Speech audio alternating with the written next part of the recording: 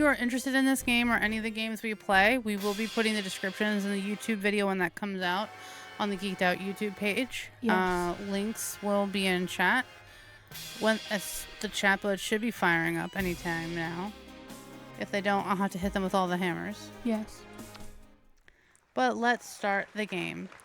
Okay, so who do you want to be? I will narrate and we'll go from there. Okay. Act 1, Scene 1, Opening Night.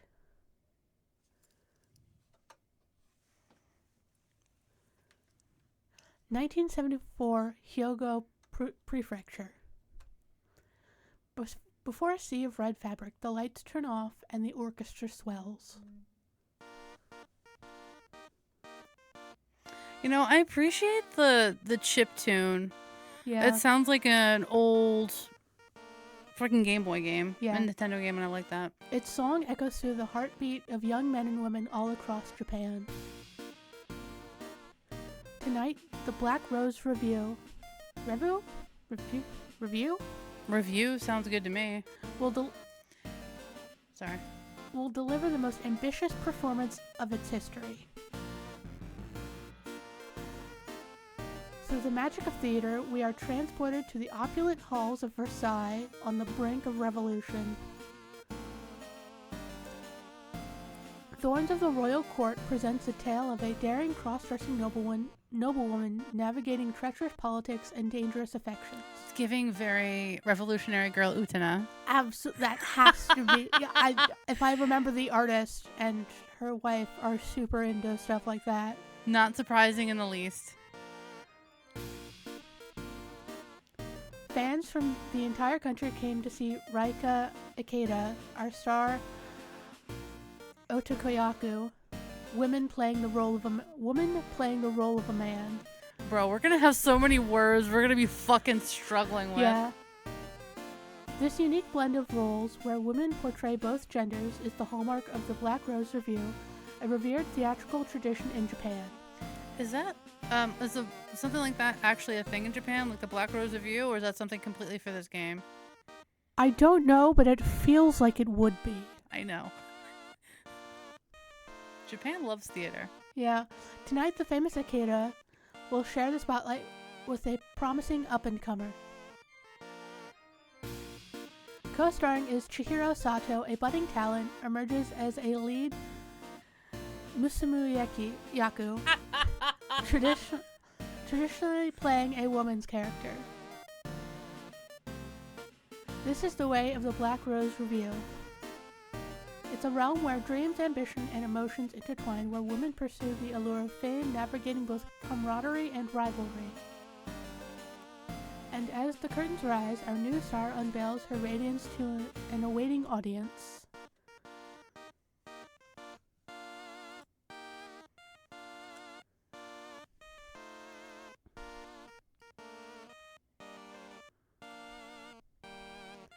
I'm so nervous. This is my cue. God, I could die. You can do it, Chihiro. Everything you've done for these past few years has led you to this moment. Now all that's left to do is step into the light. Am I doing all the characters? Well, you're doing Chihiro. I'll do the fans. It's her! It's her! Why are there Sailor Scouts? I was like, wait, that's Jupiter. That's all the fucking Sailor Scouts. It is. Okay, so we look got this way. There's Chibi Moon, Sailor Moon, Mars, Venus, Jupiter, Mercury, Neptune, Uranus, Saturn, and Pluto. Bro. I fucking love this. Yeah. The first one I noticed was Amy.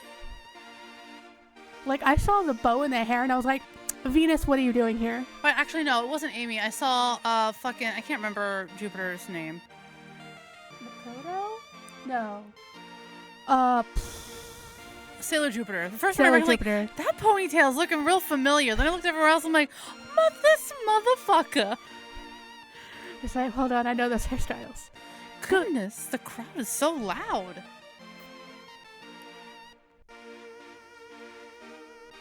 It's not like I can turn back. I have no choice but to give them my all. Oh no, she's perfect. She's so perfect. She's even prettier than Miss Tomoko. I think they like me. The voice of an angel. I think I'm in love. Marry me, Chihiro. I'm single. I'm single. Too bad I can't make out what they're saying.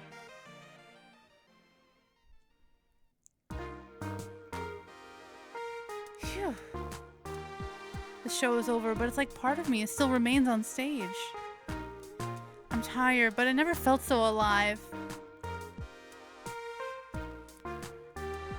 Or am I doing all the characters? I can't. Sorry, I was like, which one's Mia? Mia's the small child. There she is, Chihiro, over here. I'll do Miss Kaede, the older woman. Don't hide over there alone. Everyone wants a piece of you tonight. Come now, Mia. You're smothering her with your attention. What do you feel, Ashley? I think she'd be like, how did I do? Yeah, how did I do? How did I do? You were extraordinary. You tied the audience into a knot. What does that even mean? It means you scooped them up like ice cream. Heavens, Mia, calm down. You're exhausting us with your nonsense. It's okay, madam. I like her that way.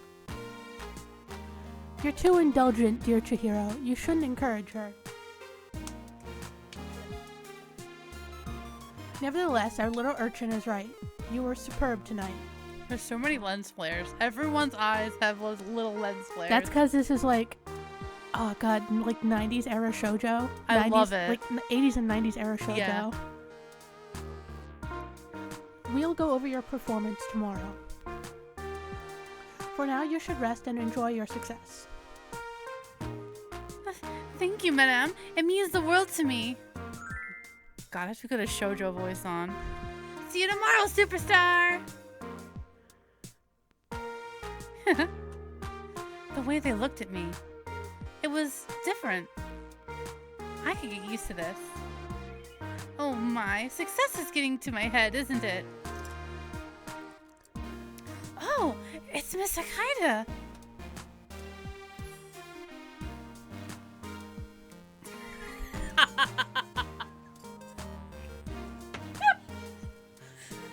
She seems hesitant. Is something on her mind? You know what? Engage in conversation.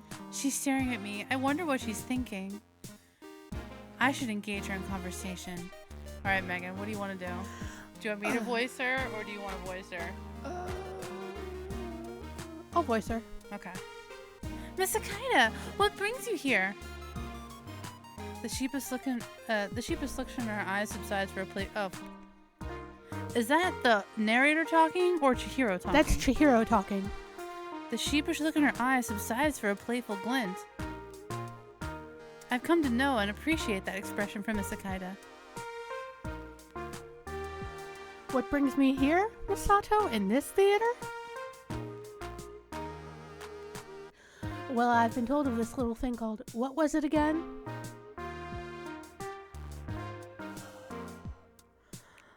Morose Marigold Theater, or was it Gloomy Geranium? She's such a bro. No, wait, Shadowy Sunflower? Ah, my days. It was something ominous like that. Anyway, I was hoping to pass an audition. I'm something of an actress myself, you see. Wow. Miss Akaida, what will the world come to if the review's star Otokoyaku starts teasing beginners such as myself? You sound like Madame Kaede. And don't belittle yourself, Miss Sato. You're far from a beginner.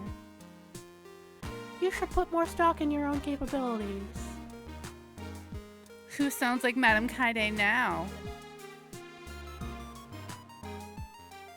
I think Chihiro would be like, what can I do for you? What do you think? Yeah, let's go with that. What can I do for you, Miss Akaida? You could accept my compliments for a start. Oh, you? She's acting playful as usual, but I can't shake off the conflicted look she had earlier. She seemed troubled. Miss Akita, is everything all right? You seem troubled. What? Who? Me? I saw that gay panic for a brief second. Her disarming smile takes me by surprise. I can't help but tease her back. No, that charming newcomer that was looking for an audition. The one that couldn't remember the name of our esteemed Black Rose Revue. Ah, curses, you got me this time, Miss Sato. I won't let my guard down with you again. But never mind that. You were wonderful tonight. It was a delight to share the stage with you. I hope I'll have the honor to be your partner again in the future. I can't believe that Miss Akita would think so highly of me. For a moment, her words leave me dumbfounded. We look at each other and no one is saying anything, as if a spell was cast upon us. Compliment her in return. Yo, straight up to kiss her. Yo. She Not, might die. let's I was like, pump the brakes, princess. Not so fast. not yet. Not We're yet. like, what? Not even a half hour in. Miss Akita? This is the highest praise I could imagine. You've been a model for me ever since I joined the review. Well. It's been lovely, Miss Sato, but I'm sure you have places to be. I know I do. Don't let me keep you any longer. You're right, Miss Akita. This is lovely, but I do need to go back and change. I'm sure I'll see you again soon. We part ways in the returning silence of the theater's backstage. Oh my god, she's so fucking adorable. I walk back to my room, stomach full of butterflies. All right, we've met the bro lesbian. Where's the mean lesbian? Oh, save? Yes, we want to save.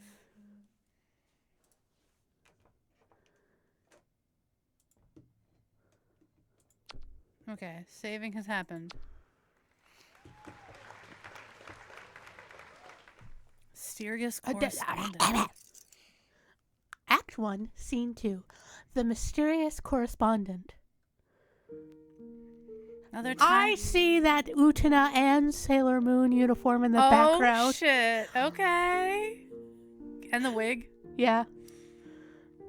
Are we noticing anything else? That's the only thing that sticks out to me. I'm sure this hair is something, and possibly this hat is a reference to something, but I can't tell. Besides, hearts.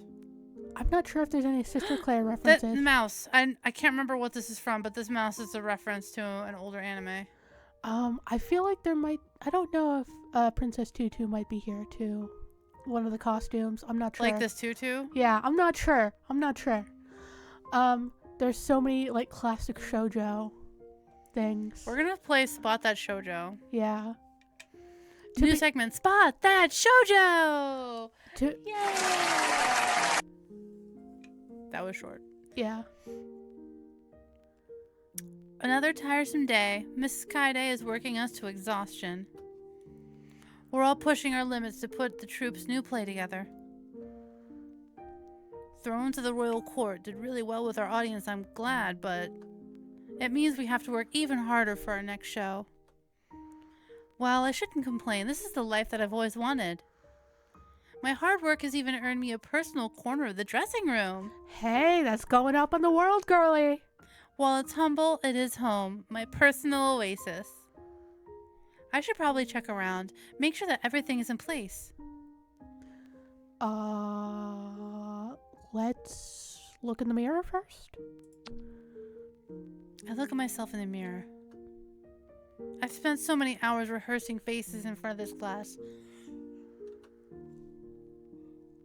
Now it's almost like my body does it on its own. Oh, Miss Akita, I'm really your favorite Am I really your favorite Musume Yaku? Oh. I am so sorry to anyone who actually knows Japanese and has listened to me butcher this fucking language. We're not weeby enough for this. Yeah, this is the most weeb-tastic game we've played yet. Well, actually, it's not weeb. It's just Japanese. Yeah. I mean, it is a little weeby. Well, The creators, are they Japanese? No, they are American. Oh, well, okay. It's the weebiest fucking weebs. One of them went to Catholic school in Italy, and the other one is Southern, and was an adjunct professor last time I checked in on them. That's fucking cool. What's this? You only want to perform with me from now on? Oh, Miss Akita, you cad. You really shouldn't say such things. What? Madam Kaide wants to fire me for stealing all the chocolate in the Hyogo prefecture? Like, damn, girl, that's a lot of chocolate. How could she know about my secret stash? I thought my treasure would never be found. She can fire me if she wants, but I'm not giving the chocolate back. It's mine. This is fun. I should do this more often. God, I'm using like fucking retail voice. Check my station. I check my station. Black roses and a note. It's pretty crowded. Someone dropped the biggest bouquet of roses I've ever seen in my life on top of it. A letter is neatly tucked on my vanity. It must be from the person that delivered the roses. Could it be? Oh, bitch, I'll read it now. Wait, Oh. no. Keep checking the dressing room. We don't want to miss anything. Check the drawer. I open my drawer. Underneath the fan mail, I find what I'm looking for. What my heart so desires. Chocolate.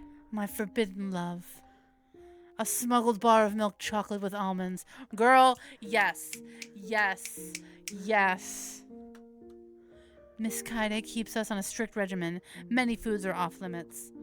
The contents of this drawer could get me in trouble, and yet I can't resist taking a bite. It's just so good! Feeling the guilt of my crime, I tuck the chocolate bar back in its hiding spot. No one needs to know. And now we can check my station and read the note. Check my station. A bouquet of black roses. Shoujo sparkles. Letter neatly tucked. Read it now. Oh, it's in Japanese. Well, scribbles. There was kanjis in there. Oh wait, do you want to read it or should I read it? You can read it if you want. I'll read it. Mysterious correspondent to my beloved angel. For years I have known that you were destined for greatness. I have watched your ascent from the shadows, marveling at your grace, my dearest swan, and your dazzling progress. Might I dare to believe that throughout these many years, my steadfast encouragement and deep affection have played even a small role in guiding you to the stardom you now embrace? And yet, my beloved, there is nothing in my most exalted dreams that could have prepared me for your last performance. Your recent portrayal on the stage transcended the realm of mere artistry. I mean, damn, bro. It was a vision of perfection, a manifestation of grace and beauty, epitomizing the fervent vitality of youth in its prime. You, a beacon of hope and artistry piercing through our very souls. The others, unslightly clumsy geese, barely fit to reflect the light of your radiance. Okay, now you're getting way overboard. I shall look forward to your next appearance, no doubt as a main role again, as fitting for my dear swan, with burning impatience. Stalker. With undying love, E.M. These mysterious black envelopes pop up on my desk every once in a while. When the first came up, I was a mere first-year student at the music school. I thought it was a prank. But the letters just kept coming. To this day, I don't have the faintest idea of who my secret admirer might be, or what they saw in me back then. I can't deny that I've appreciated the attention. It's flattering. And in the cutthroat world of the review, it feels good to know that someone out there believes in you. They write with such affection, such encouraging warmth, but there's obsession beneath the kindness. It makes me feel uneasy. I suppose I'll put it with the others. E.M. I wonder if you'll ever reveal yourself to me. As much as these letters unnerve me, they comfort and intrigue me, too. I can't bear to throw them out. Over the years, I've kept them in a little chest. Here's another to add to the collection. As tired as I am from today's work, I need to glance over the next script. Moonlit Guardians? Huh? Oh my god, she's gonna be Sailor Moon. Oh my god, that explains the wig. I can't believe I nabbed a lead role so early in my career. Now, for those of you who aren't familiar, if it seems weird that there be a play about Sailor Moon, It's Japan. it's Japan. They do this shit all the time. They love it. If it's a manga, there's probably a light novel accompanying it. There's an anime that's coming out. There's movies. And there's this fucking stage plays. And that it's not just specifically with big breakouts like Sailor Moon. There's a Haikyuu stage play. Haikyuu is about volleyball. So it's just you're watching a volleyball match. Yeah. I think they have one for Naruto as well, right? Oh yeah. They have one for Jujutsu Kaisen. Oh my god. I can't imagine some of the set dressing. I think I can you don't imagine know. like a Gundam stage play?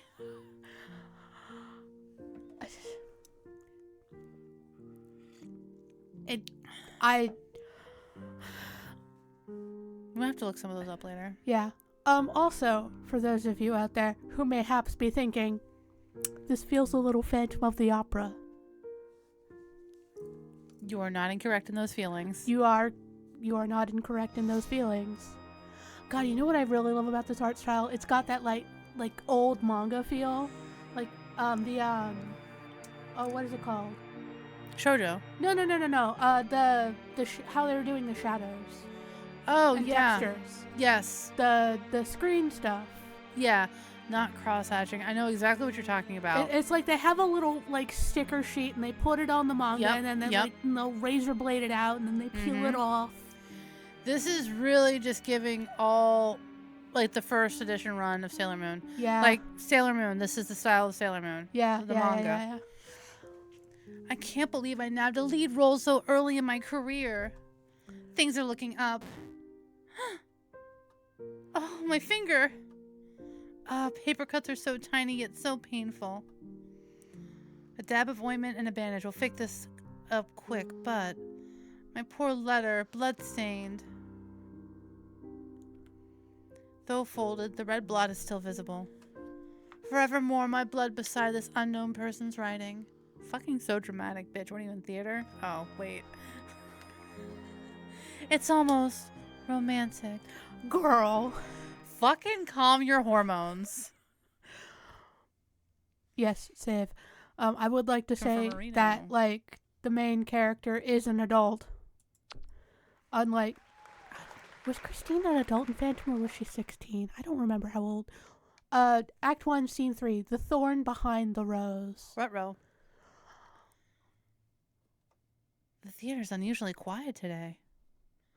My every footstep echoes through these chambers in an uneven rhythm. It's like a heartbeat, pronounced yet delicate, lending a sense of vitality to these lifeless walls. Yet, when I stop walking, it's as if... Total silence. Nothing to be stirred. Oh, is someone there?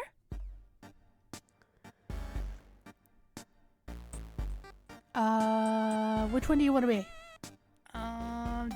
You want to... I don't know. I'll be the dude. Okay. I told you I saw what I saw.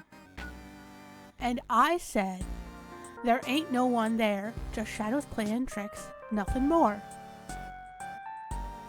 Your eyes playing tricks because of them jittery nerves, maybe. Nerves? I think you underestimate me. Ain't about underestimating. I ain't convinced, Sept? Sept? The stagehand lowers his voice and whispers something to the young woman. What nonsense! The same babble you were always on about. You reckon?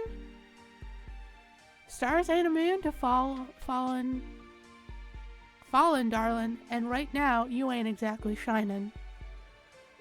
What did you say? But her indignation halts, her fiery gaze landing on me? The anger dissipates, replaced by a curious gleam. It seems we have a little eavesdropper. Her eyes meet mine. She's talking about me? Eh? Oh, it's Miss Sato, isn't it? Ain't it? Come on out, little mouse. Little mouse? Feeling somewhat embarrassed yet indignant, I cautiously step forward. I was watching from the rafters. You had a real sparkle on stage yesterday. Yes, truly. I like to think that she's like, yes, truly. Oh, she's the mean bitch. I can't remember if she's the other romance option. Mr. Takahashi, I would like a word with Miss Sato. Sure, take your time. Alone, if you'd be so kind. Away, man! Alright, but remember, a hawk's got no business messing with a field mouse. Watch yourself. Oh, come on now. You'll scare her away with talk like that. Please don't listen to him, Miss Sato. There. I saw your little performance yesterday, Miss Sato. You did well. Thank you so much. I appreciate your support. But of course, it's the job of an older member to support our newest. I'm positive you have a bright career ahead of yourself. As long as you know your place, your rising popularity is no concern to me. Excuse me? Oh, I never did introduce myself, did I? Not that I need any introduction, but let me dazzle you with one anyway. I'm feeling very Tim Curry in this moment. Tomiko Ito, star Musamaku of the Black Rose Revue. I just kind of powered through that mispronunciation of the fucking word. Tomiko Ito, her reputation as a remarkable talent precedes her. Not to mention the whispers about her diva tendencies, even in a theater brimming with strong personalities. If I remember right, she was involved in some sort of media storm a few years ago. But it's not good to dabble in gossip. Bless her little heart. It's nice to meet you, Miss Ito. As you seem to know, Don't bother with a reintroduction. I know who you are. Oh, in that case, please just call me Chihiro. If that is your wish. You know, you're making quite the name for yourself, little mouse. Alright, where do you want to go with this, Ashley? Oh, what do you think? I feel like Little Mouse will be a little bit more antagonistic, and Thank You will be a little bit more passive. Oh, yeah, I kind of feel like the thank you. Thank You would be good. Thank you? Or, oh no, that's not a question, so it would be thank you. I love how I'm just being mean to myself. Oh. Very good. I think we'll get along splendidly.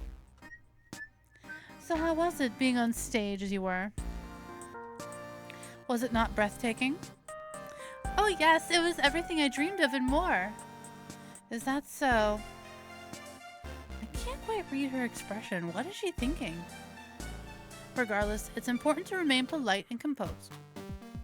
What should I say? This is difficult. What do you think? I feel we'll find out more about the plot if we ask about what she was discussing with Mr. Takahashi. But what would Chihiro do? Would she ask for advice, or would she be more curious about... I don't know. Help. Someone in chat help us. Help. Should we just go with the plot? Yeah, let's just go with the plot. May I ask what you were discussing with Mr. Takahashi? Oh, were you eavesdropping on our private little conversation, perhaps? I just happened to overhear and became curious. Well, since your curiosity seems to be insatiable, We were discussing some strange happenings around the theaters late. In my opinion, it's just some stagehands getting a little too playful, but Takahashi entertains more whimsical theories. Whimsical theories? Nothing more than fantastical drivel. That man spews as much all the time, as you'll come to see. I see. Thank you for letting me know. And now it's my turn to ask the questions. Why were you aimlessly wandering about? Oh, I find it relaxing. This theater represents my hopes for the future. To even be within its walls is comforting. Did I say something amusing? Pardon me, I wasn't making a joke. That's exactly why it was funny, little mouse. Let me explain something. These walls should not comfort you, but stake fear straight into that mousy little heart of yours. Do not get comfortable. Never let your guard down. Because this is my theater, and I fully intend to keep it that way. What are you saying? Stick to the small roles, dear, in the fields where the mice play. We birds of prey do not take kindly to your foolish attempts at invading our skies. I will keep that in mind. Now, if you'd please excuse me. Of course, of course. I'll be seeing you around then, Chihiro. Did I mix up their lines? You did. Well, fuck. Yes, it seems so. Giving her a respectful bow of my head, I do my best to calmly walk away. Heat is rising in my cheeks, a potent blend of humiliation and fury threatening to boil over. Every fiber in me urges to sprint away, to escape this confrontation, but I can't let this diva know her barbs have pierced into me. I won't allow her such satisfaction. The deeper I venture into the theater, the more I feel its heartbeat resounding. Yet, as I listen to it, I come to a realization. It is not the pulse of the theater itself I feel through these corridors. It is my own. The Black Rose Revue is a body, but we actresses are the ones that bring it to life with our presence and passion. And I refuse to let those hallowed halls be tarnished by those in the troupe who poison its heart. Oh, Jesus Christ. So dramatic. Save. I don't like how this game has tricked me into being the fucking narrator. I'll voice the next new character. Act 1, Scene 4, Hauntings and Heartbeats. Not gonna lie, it was a little confusing, voicing both sides of a fucking confrontation. Well, I didn't know you were going to have to do that. Well, I kind of figured. I'm like, oh, she's gonna be mean to the cute, adorable girl. This is how it's gonna go. Tomiko Ito. No matter how much I pace around the theater, I can't clear my head of her cutting remarks and conceited smile. Neither her nor... How did I even get here? I was so spun up in my own thoughts I didn't notice where I was going. Even so, it seems I arrived in a beautiful place. The vast empty theater is like a perfect painting. You can see every detail of it from here. You could stare at it for hours, am I right? Ah, that voice. That's... Miss Akita! What a pleasant surprise, Miss Sato. How are you this fine evening? Better, now that you've joined me. I could really use some company right about now. Is that so?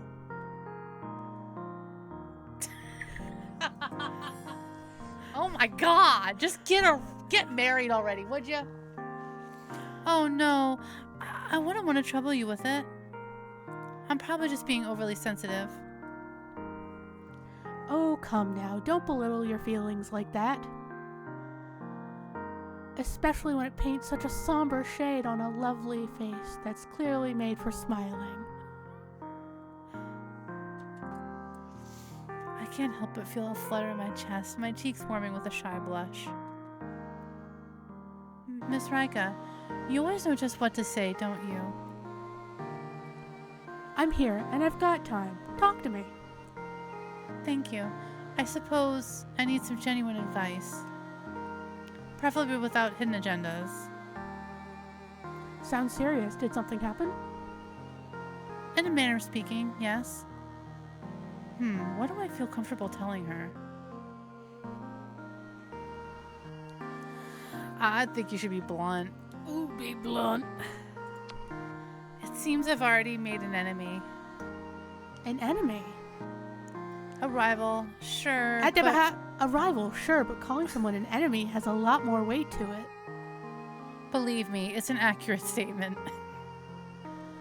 A friendly rivalry is one thing, but all this person had for me was malice. I'm sorry, that sounds upsetting. Tell you what, if anyone bothers you again, you let me know. I'll handle it personally. Oh? I won't forgive someone who bullies cute ladies of this theater, not on my watch. God damn. Oh, Miss Akaida. I laugh shyly as I play with a strand of my hair. Damn! I don't want to cause any more trouble for you or anyone else. It's no problem at all. It would be my pleasure. What a gentleman. You're an important member of the review, Miss Sato, just like anyone else. And I want you to feel safe and secure here. That's so sweet of you. A strange, unsettling sound startles us from our thoughts. I flinch unthinkingly, teetering dangerously near the edge of the mezzanine. Before I can fully comprehend what's happening, I feel strong, warm arms wrap around me, anchoring me to safety. Thank you, Phantom Ghost, for this opportunity to be held. Nah, my heart is racing, though not entirely from the jump scare. Thank you. I'll be all right now.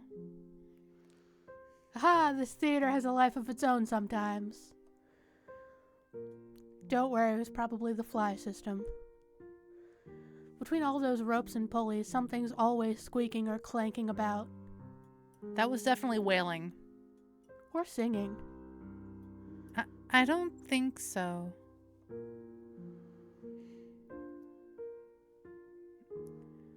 Something else, then?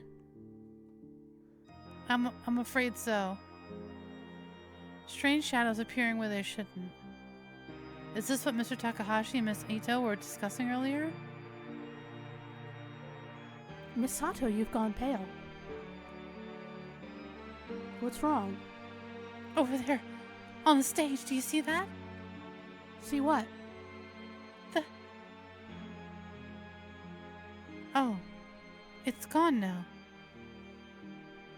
Miss Sato, are you truly okay? Please, talk to me. I am frightened. Not only do the letters keep coming, but I've made enemies for simply existing. One is obsessed with my rise, while the other only wants me to fall. I cling to the banister for strength as I sob wretches through me. It's like being torn into two directions. I'm damned either way. Miss Sato, please, take a breath. She holds my shoulders steady, and the reassuring pressure brings me back to my senses. Yes, I'm sorry.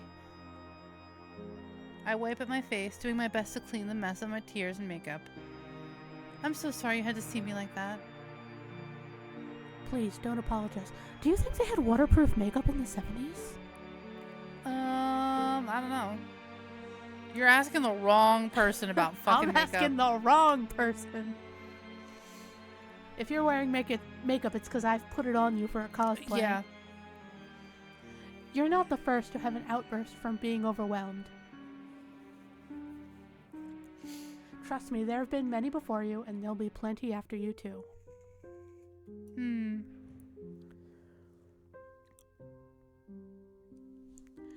I think, in all honesty, you'd benefit from a bit of a break. A break? A break? Yeah. You've been running yourself ragged lately. Stardom's taken a toll on you, hasn't it? More than I would like to admit. Take a break then. You're cast for an upcoming role, right? Yes, the revival of the Moonlit Guardians. Why not let your understudy shine for once? You've yet to start rehearsals. There's always another performance ahead. But the letters. I mean, my fans, they're anticipating my performance. Girl, you need to tell somebody. You mustn't let obsessive fans control your life. The theater is safe, and no one will fault you for making a choice for your well-being. The shadow is gone. Maybe I've been letting the ghost stories get to me. I'll step down, but just this once.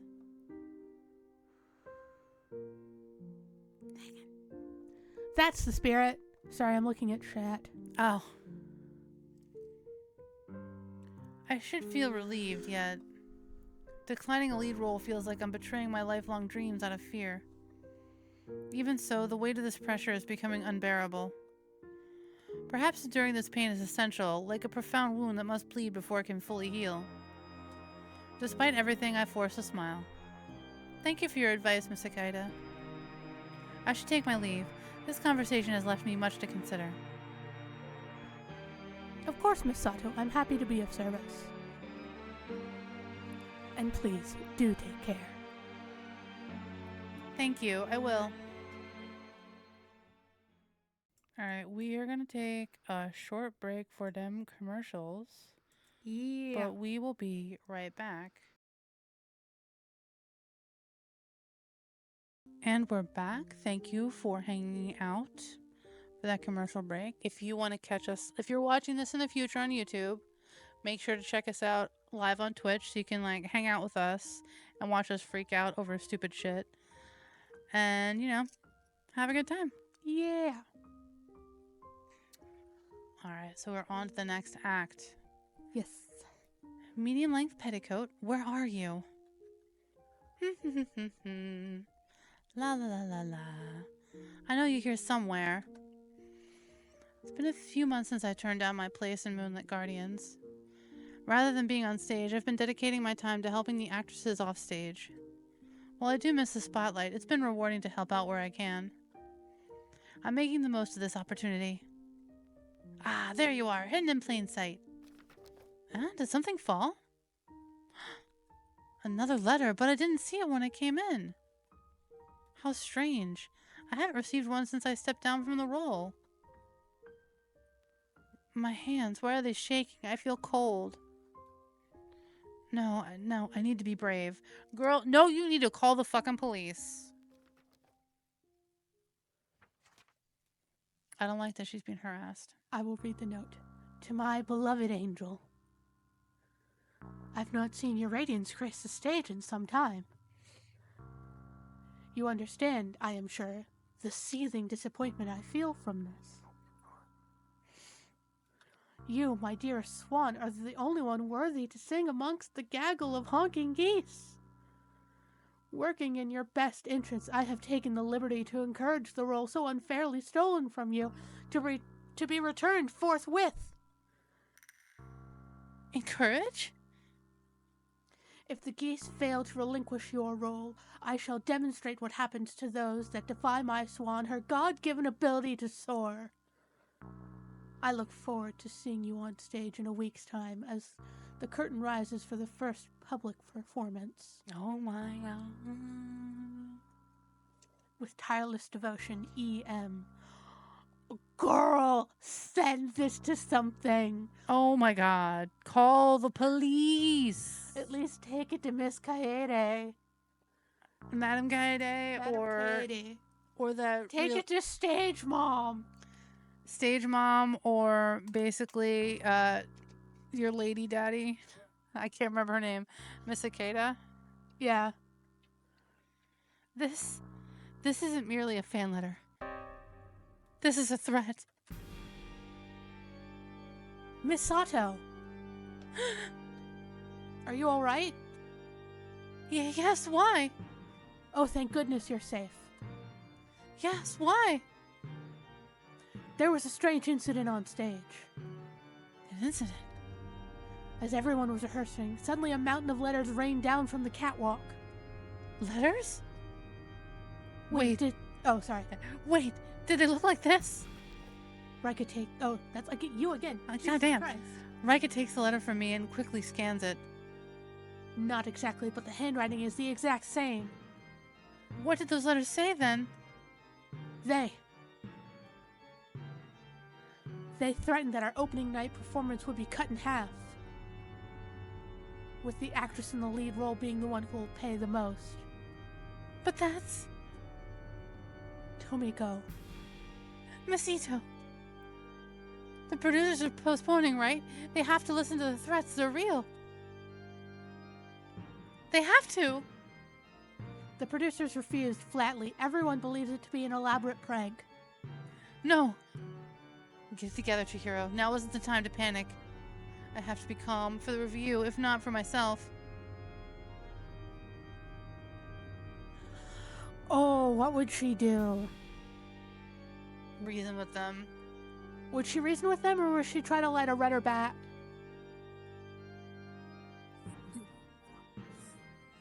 Does she have a way to contact them? I don't know. Is that Asuka and Rei from Evangelion? Oh, yeah, I think it is. Talking about these wigs back here. Yeah. What? Well, I know I would not do either of these. I would contact the police and say, listen, I've been getting these letters for fucking years. I am being stalked. I've been stalked since, for like, probably at least Okay. a couple years. Okay. So neither of us have any change on us. So here's what we'll do. Ashley, you'll be 1, I'll be 2, and we'll rock, paper, scissors for it.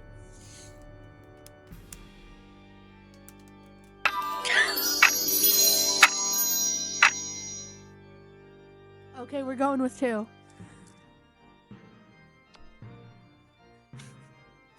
I need to contact the letter sender. That's the dumbest idea. Miss Sato, you know who this person is? I do not. But I intend to find out. How the fuck? They have to be sending me fan letters for some time. But this is the first time they've sent threats. I see, we might be dealing with a very dangerous individual. I should have said something sooner. I never thought. Don't worry, Miss Sato. It's not the first deranged fan I've dealt with. Let's take a moment to breathe, then we'll try to figure out who exactly this creep is, okay? I'll make us some tea. That would be appreciated, thank you. Despite our best efforts, the production team decided the threats held no water, and they continued with the show as it was. We scoured the theater for any clues, but Miss Akita and I were unable to find any definitive evidence as to who penned the threat. The show would go on, and I was powerless to stop it. I travel across a sea of space like a star, my cause righteous. The orchestra swells with the words. Oh, that's you, narrator. The orchestra swells with the words of the lead actress. The long-awaited revival of the famous musical Moonlight Guardians has finally begun.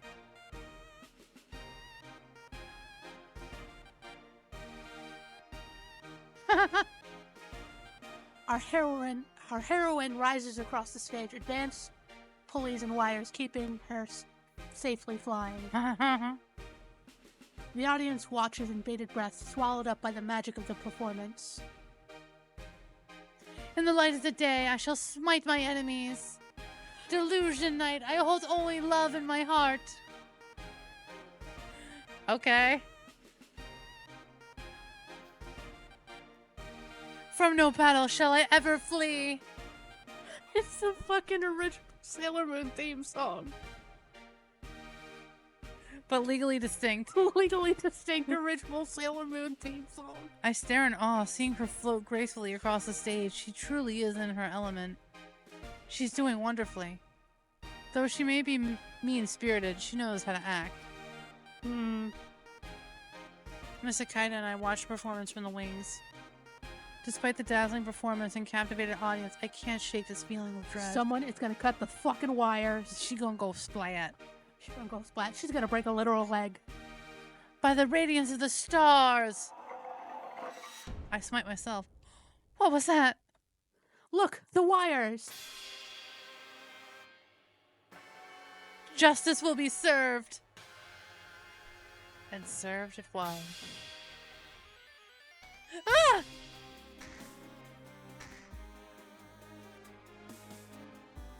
That's her hair. Oh god. Horrified screams fill the theater as we are all witness to a terrifying sight. The torturous silhouette of Miss Ito dangling like a hooked worm 30 feet above the stage. Caught only by her hair. Oh, girl. Oh my god. Help, help, someone help! Get her down, hurry! We can't, her hair is tangled in the system. Out of the way, move it! Pull them curtains shut, damn it, now!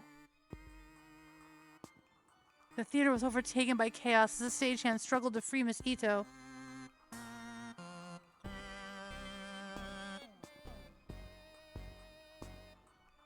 She was eventually cut from the wires, alive but not unscathed. Knows what happened. There was no evidence of tampering to be found. The testimony from the stagehand shows that only dedication and safety. Even so, one testimony stood out from the arrest. Damn straight I saw something.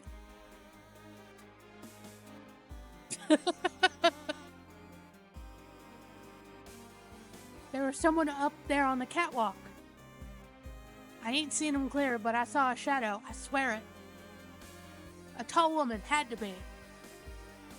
And why I reckon it was a performer. And why I reckon it was a performer? Because she was wearing a big billowing cape. That's how. Immediate upcoming performances of Moonlit Guardians were cancelled. Every aspect of the stage was to be thoroughly checked for safety concerns. But the biggest change of all? The following night, Tomiko Ito was dismissed as the main role. And I was cast in her place. God, I hope she wasn't fucking scalped. Her body weight. Being completely supported by her fucking hair. Being tangled in wires. Girl, I can't handle like one strand of hair getting caught in a seatbelt. I'm like, oh god. I would get strung up and immediately the hair would rip from my scalp and I would drop to the floor and break all my legs.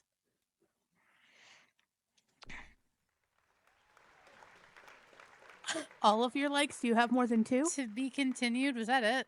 Was that it?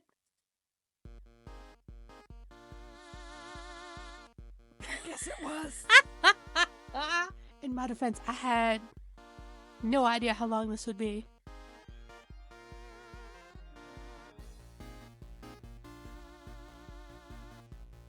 This is an incredibly short episode of Otome Oclock.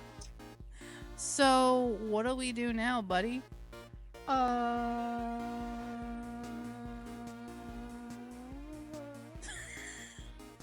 We barely just got back from break. There is so much other story. I'm guessing we wait for the other parts to release? I guess. Okay, this is gonna be... Oh. Wait! Don't close the window yet! I have something really important to tell you. This is only Act 1, but the full play has yet to be revealed. The Phantom of the Black Rose Revue will return, stronger, meaner, and thirstier than before.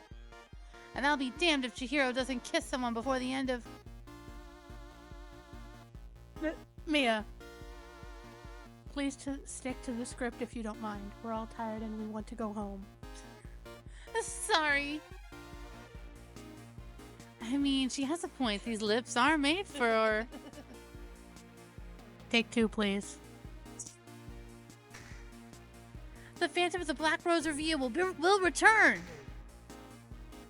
What do they want? Will someone fall victim to their wrath? Will Tomiko and Raika's secret be uncovered? The answer to these questions and more awaits in full game. So you better stick around and follow us online.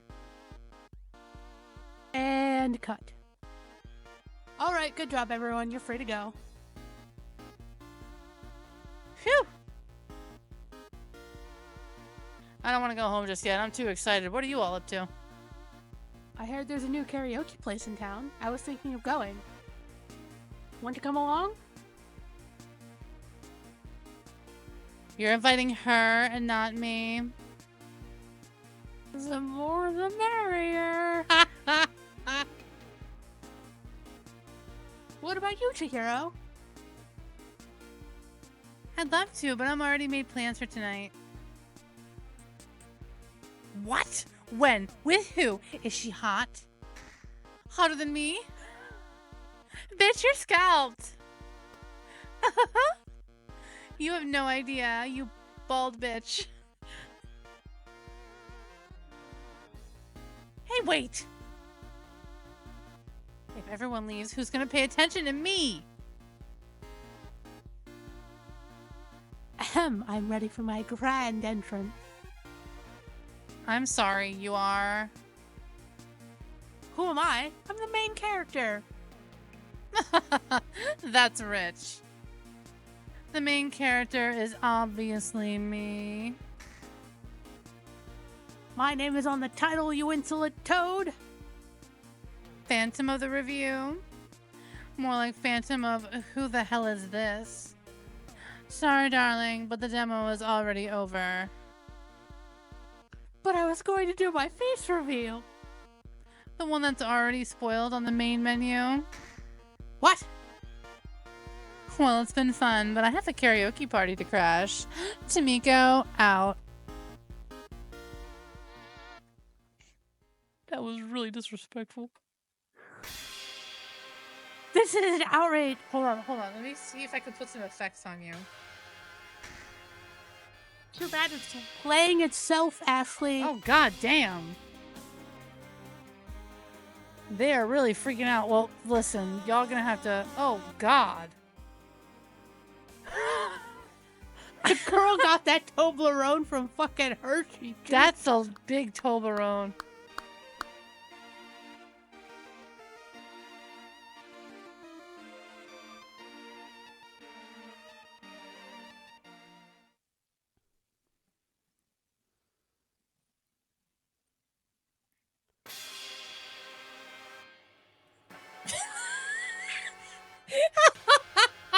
In perfect Otome Oclock fashion, we've played a game way too fucking quick. Listen, I didn't think the demo would be that short. Alright, I have an idea. Like, I honestly thought it was going to be the full game. Alright, what's your grand idea? It does involve you downloading another game. I don't know if it's on Steam. Well, we're about to find out. We can watch pretty colors in the background while we wait. I'll pull up some music for us to play in the background while you're at it.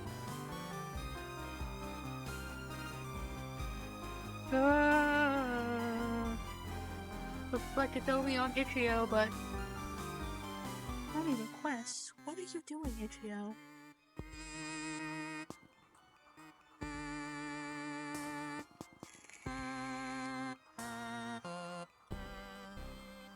Wait, hold on. Can you download it?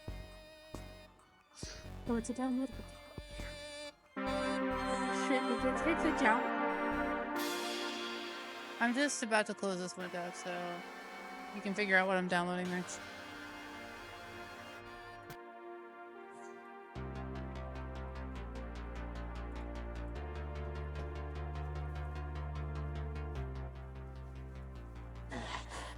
This is the part of Otome Oclock where Megan and I try to figure out what the fuck we're doing with the next hour and a half of the show. That game took us like... An hour and a half? Not even... No, Megan, we're at an hour 18 of recording time. We just got here. Okay, so, it looks like the game I wanted to play has been taken down because the 2.0 demo comes out in a couple weeks. Okay. So I have an idea. What's your idea? This idea might be dangerous, but I'm pretty certain there's nothing 18 plus in the prologue. Okay. Tri-City Monsters, it is on Steam. Okay.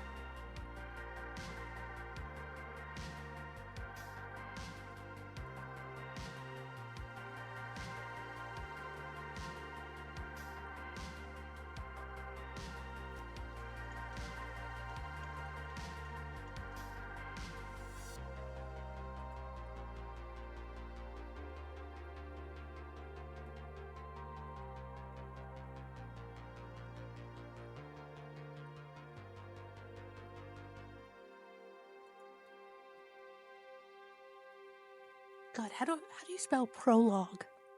Prologe. P-R-O-L? Pro, yeah. Yep. Uh-huh. O. Uh-huh. U. G? Yeah. E? Yeah. I'm kidding. The more you say it, the less I know.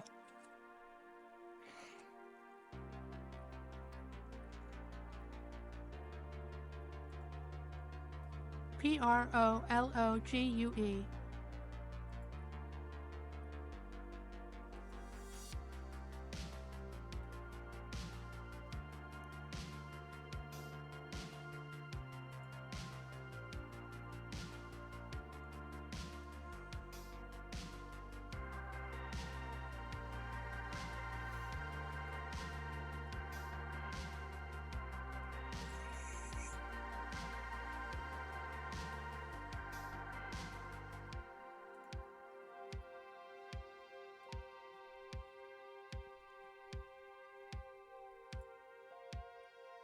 I'm not sure you can turn off the 18 plus in the game, but that doesn't happen until like chapter 1 of each. So the prologue should be fine. If I am remembering correctly, the prologue is fine.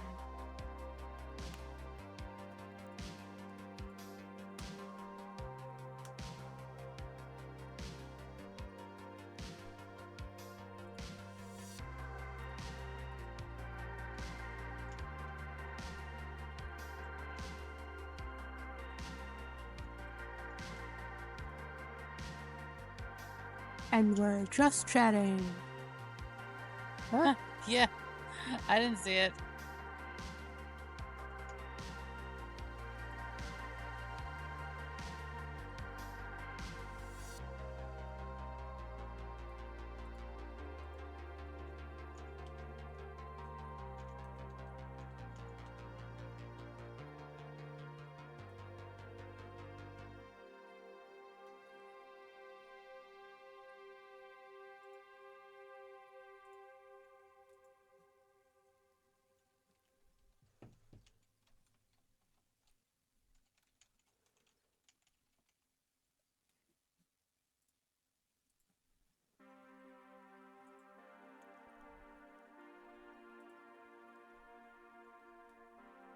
Alright, let's see what this do. If a giant penis comes on the screen, we're just gonna hit the kill button. It's like, we're just gonna stop streaming.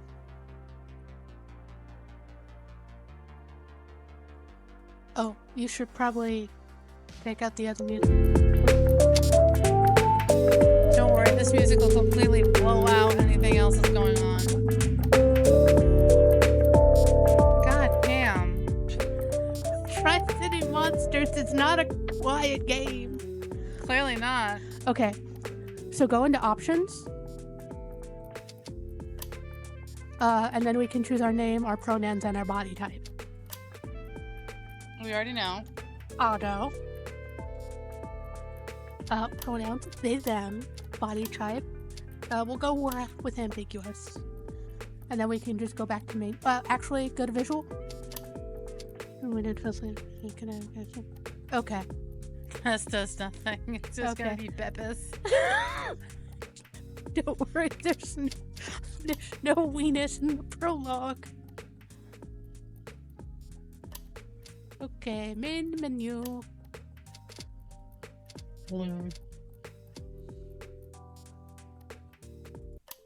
I don't know, that title screen was getting a little scandalous.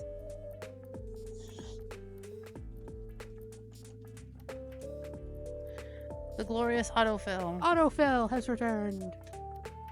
They, them. Ambiguous. During sex scene. What type of body do you want your character to have? Ambiguous.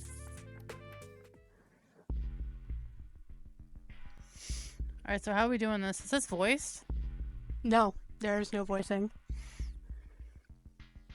I'll be Otto. I thought a couple weeks in the Tri-City area would be enough to get used to it. But I overestimated my ability to explore in such a short amount of time. I feel like I've barely scratched the surface, and a lot of the cityscape remains enigmatic. I remind myself to fight off the feeling of being overwhelmed. Getting anxious won't help me settle in. Helps if I turn Tri-City Monsters on, huh? Look at that. Don't worry, you haven't missed much. But damn, sometimes moving really sucks. And in other news, more sightings of the Lower East End's alleged cryptid have made the rounds on social media. While most locals are enthused by the intention, there are some who warn of real danger. I saw it! It was a werewolf! It screamed like a banshee and overturned a hot dog cart in the corner. I took one look and ran like the devil was chasing me. Okay, well, I definitely didn't have my own neighborhood cryptid sightings until I moved here, so that's one neat thing, I guess. And now the latest on Mayor's sordid affair scandal with one subordinate and an officer from the Tri-City Police Department. Details are still coming to light. My hand hovers on the remote. Seems like the political world is usual, doesn't it? But I'm also kind of fascinated by the drama. A package reportedly containing recordings, text messages, and payment evidence was deliberately sent to multiple news outlets over the weekend by an anonymous party. The screen cuts away from the anchor to show various clips of the mayor attending various events. I'm only half paying attention, but in two of the clips I'm struck by the shockingly beautiful man standing next to the mayor with a serene smile on his shapely lips. Whoever he is, he stands out like a sore thumb, even amongst the rest of the city's wealthy public figures. He's tall and composed, with perfect posture and eclectic taste in clothing. And so many fucking piercings. But damn, this man is a solid 10 in a sea of unremarkable people. And then the news program ends and I'm left in darkness. It's not all that late, but I could probably use the rest. I have errands to run tomorrow, and getting settled has left me pretty exhausted.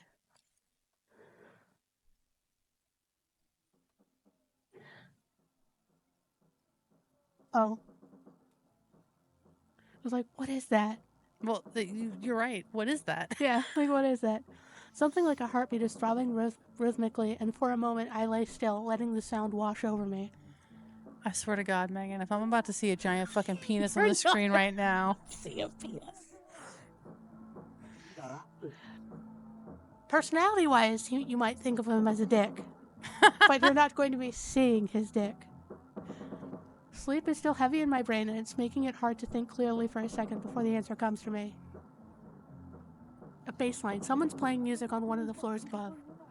Very loudly. I sit up stiffly. It's 1 a.m. I've only been asleep for a couple hours, and that music is so loud I can feel the vibrations in my bed frame. Now that I'm listening, I can hear people yelling, and it becomes clear that there's a full-blown party happening. I groan. I vaguely recall that I saw a flyer near the mailboxes downstairs, a rooftop party with live bands. Oh, that's nice. I'm sure your neighbors will love that. I have no idea how late is too late to be making that much noise, but they don't seem ready to stop anytime soon. Sleeping is impossible like this. I'm going up there. Do we want to shut them up, or do we want to fucking check out the party? Well, what do you think? You're Otto. Well, I've played this game like 6 times. Oh. So you decide. Tell him to shut up. Be like, I gotta be up in the fucking morning. I know it's Friday, well, Saturday at this point. But that is just entirely too loud to be going on this late. Not everyone works Monday through Friday. And I really, really want to sleep. I roll out of bed and make myself publicly decent. So you got out of your sleep pajamas? Even in the hallway, I can hear the consistent thump of the bass. And it only gets louder when I get to the elevator. Oh yeah, the elevator must be like a fucking echo chamber. Mm-hmm. The music and voices get louder with each passing second. And when the doors slide open, I'm immediately blasted by a wall of noise. People are cheering, jumping, drinking copiously. Holy shit, this is a wild party. There's a tiny stage set up with several amps and mic stands. At the back, there's an empty and battered drum set. While there might have been a live band here at some point, the music blares out of the speaker system from a laptop that's been connected. The crowd is no joke either. There's a lot of people up here, considering the roof isn't all that large. Maybe 100, maybe a little more than that. Here's the other thing. Roofs aren't normally supposed to hold the weight of people because it's a fucking roof. You're gonna meet Mori and you're gonna realize that maybe he didn't fucking think of that. It's complete reversal of the space during the daytime. There's a couple of benches and lounge chairs up here for the residents, but I've never seen more than a couple people here at once before now.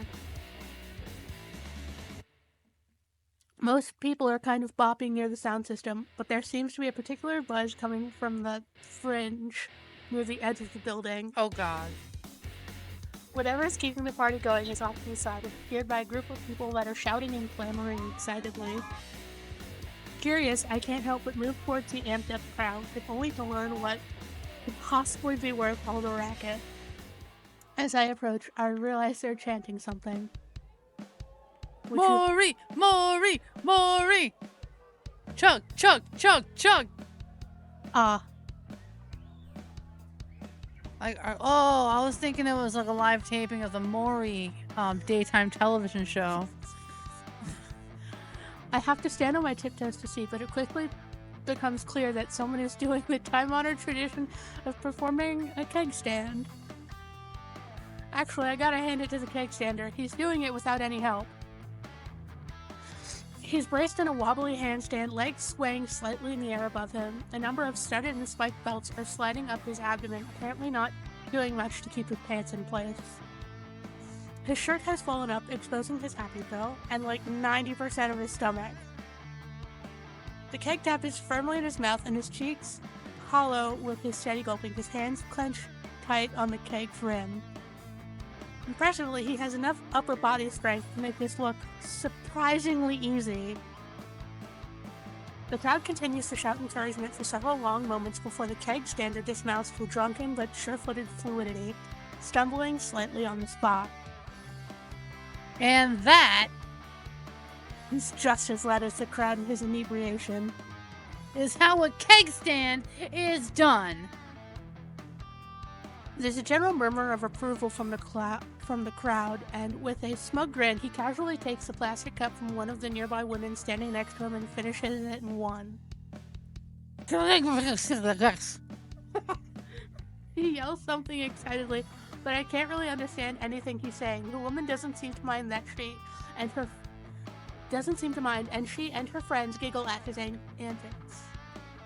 It's instantly obvious he's exponentially bolstered by that.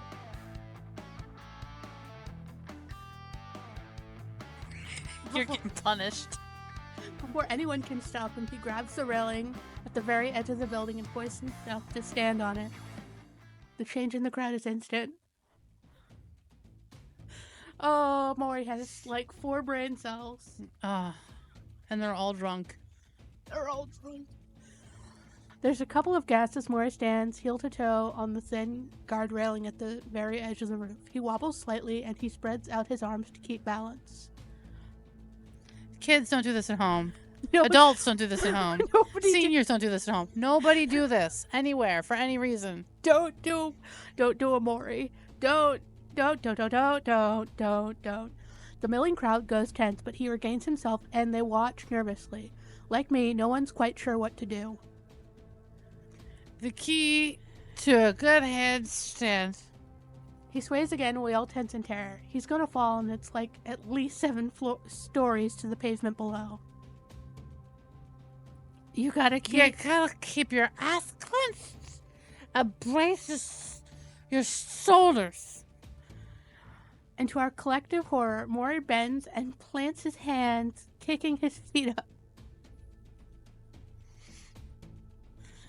He's so drunk he's slurring and using the guard railing on a huge building like a playground balance beam. You know what? I was wrong. He has 1 brain cell and it's fighting for second place. Someone in the crowd makes a move towards him, but he sways dangerously and they think better of it. It's super easy, see? And he pivots, still standing on his palms, moving several paces down the length of the fence, feet still swaying slightly in the air above him. He turns again, as though to make sure he's still being watched, and I gasp and one of his hands slips. He doesn't even make a sound of shock.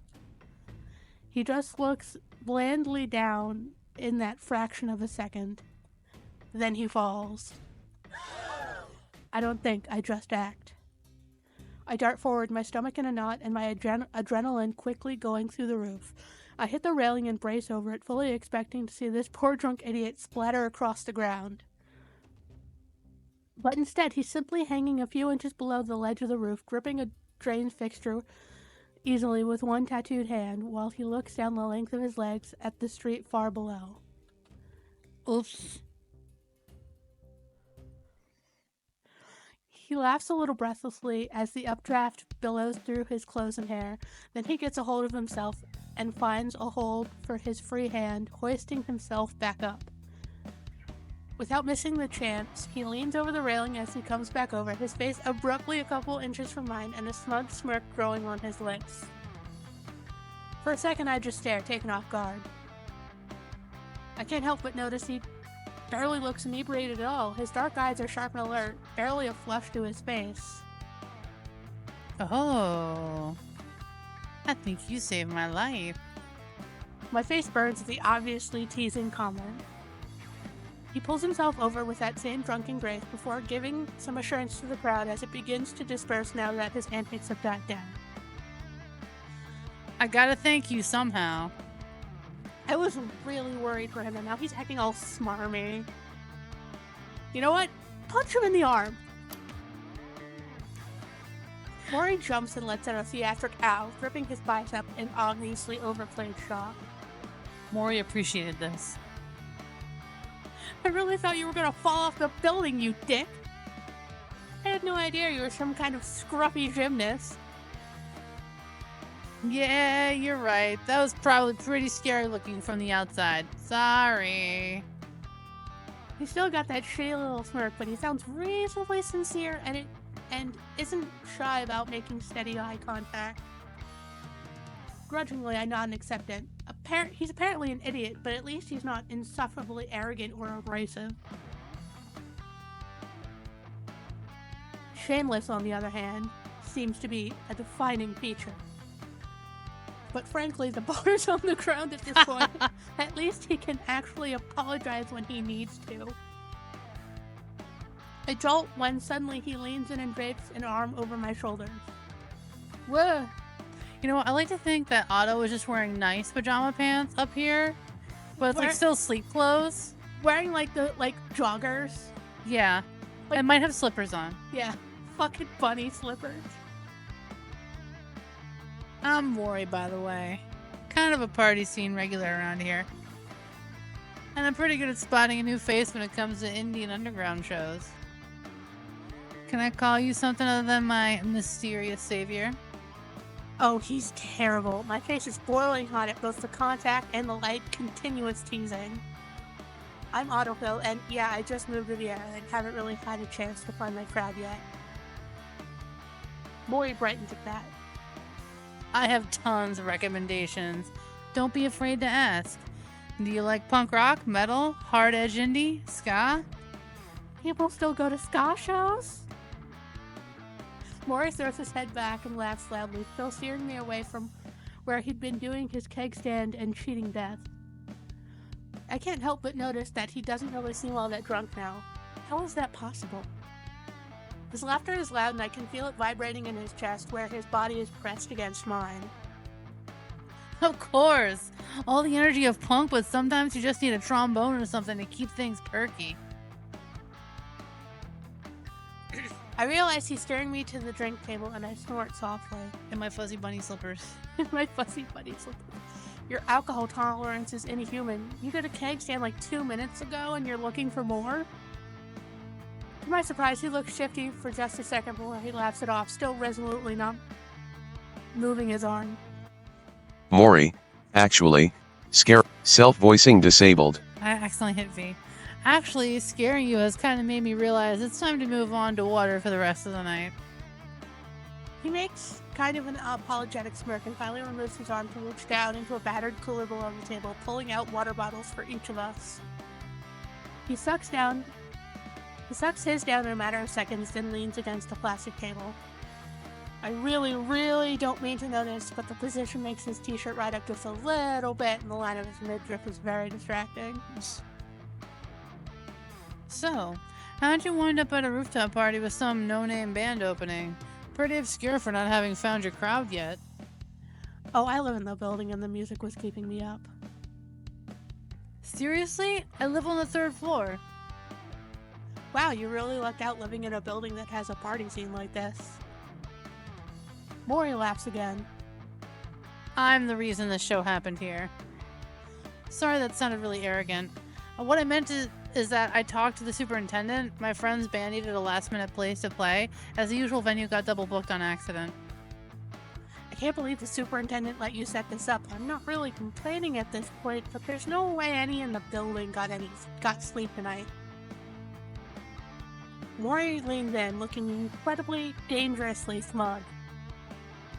I'm immediately gripped with the desire to commit violence to his teasing face, but in a way that makes my own face burn and my heart rate pick up. I can be really charming when I need to be. The audacity! I bet. The sarcasm in my voice isn't hidden, but it only seems to encourage Maury. Most people are willing to trade favors. You just gotta find the right favors. I can't explain why, but that rings so shady coming from him with that expression on his face. You sound like... Across the open space, the elevator dings loudly and a sudden hush falls over the crowd as several shouting police officers rush out of the doors. Busted. Busted. Oh, that's not good. Fuck. I don't have my ID on me and there's no feasible way to get past them and back inside. I like to think that, like, officer, I was here to try and shut them up. I would like to point you to my fuzzy bunny slippers.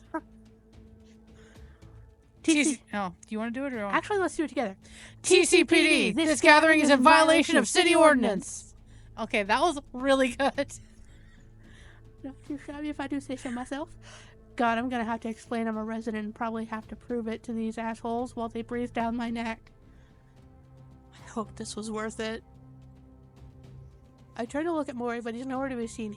He simply vanished into thin air. That bitch jumped off the roof onto another roof and is running. What the hell? It took the better part of 30 or 40 minutes, but the cops sorted out the party and finally let me back into the building. Still, during that whole time, I didn't see Maury once. It's like he just vanished from a rooftop party with only one exit. Well, there's multiple exits. There's one into the building, and the rest is, the the edge of the fucking building. He just fucking Mission Impossible, like, Dun, dun, dun, dun, dun, dun, dun, dun, dun, dun. probably has like 30,000 parking tickets. Yeah. I wonder how bad his record must be to disappear from cops on sight and remind myself that I don't know a damn thing about him. Sure, he seemed nice and wasn't really threatening in any capacity, but he could have warrants or something. I literally only know his first name and generally where he lives. Still, I can't help but hope I might see him again. Damn, Otto. The light wakes me up early. Too early.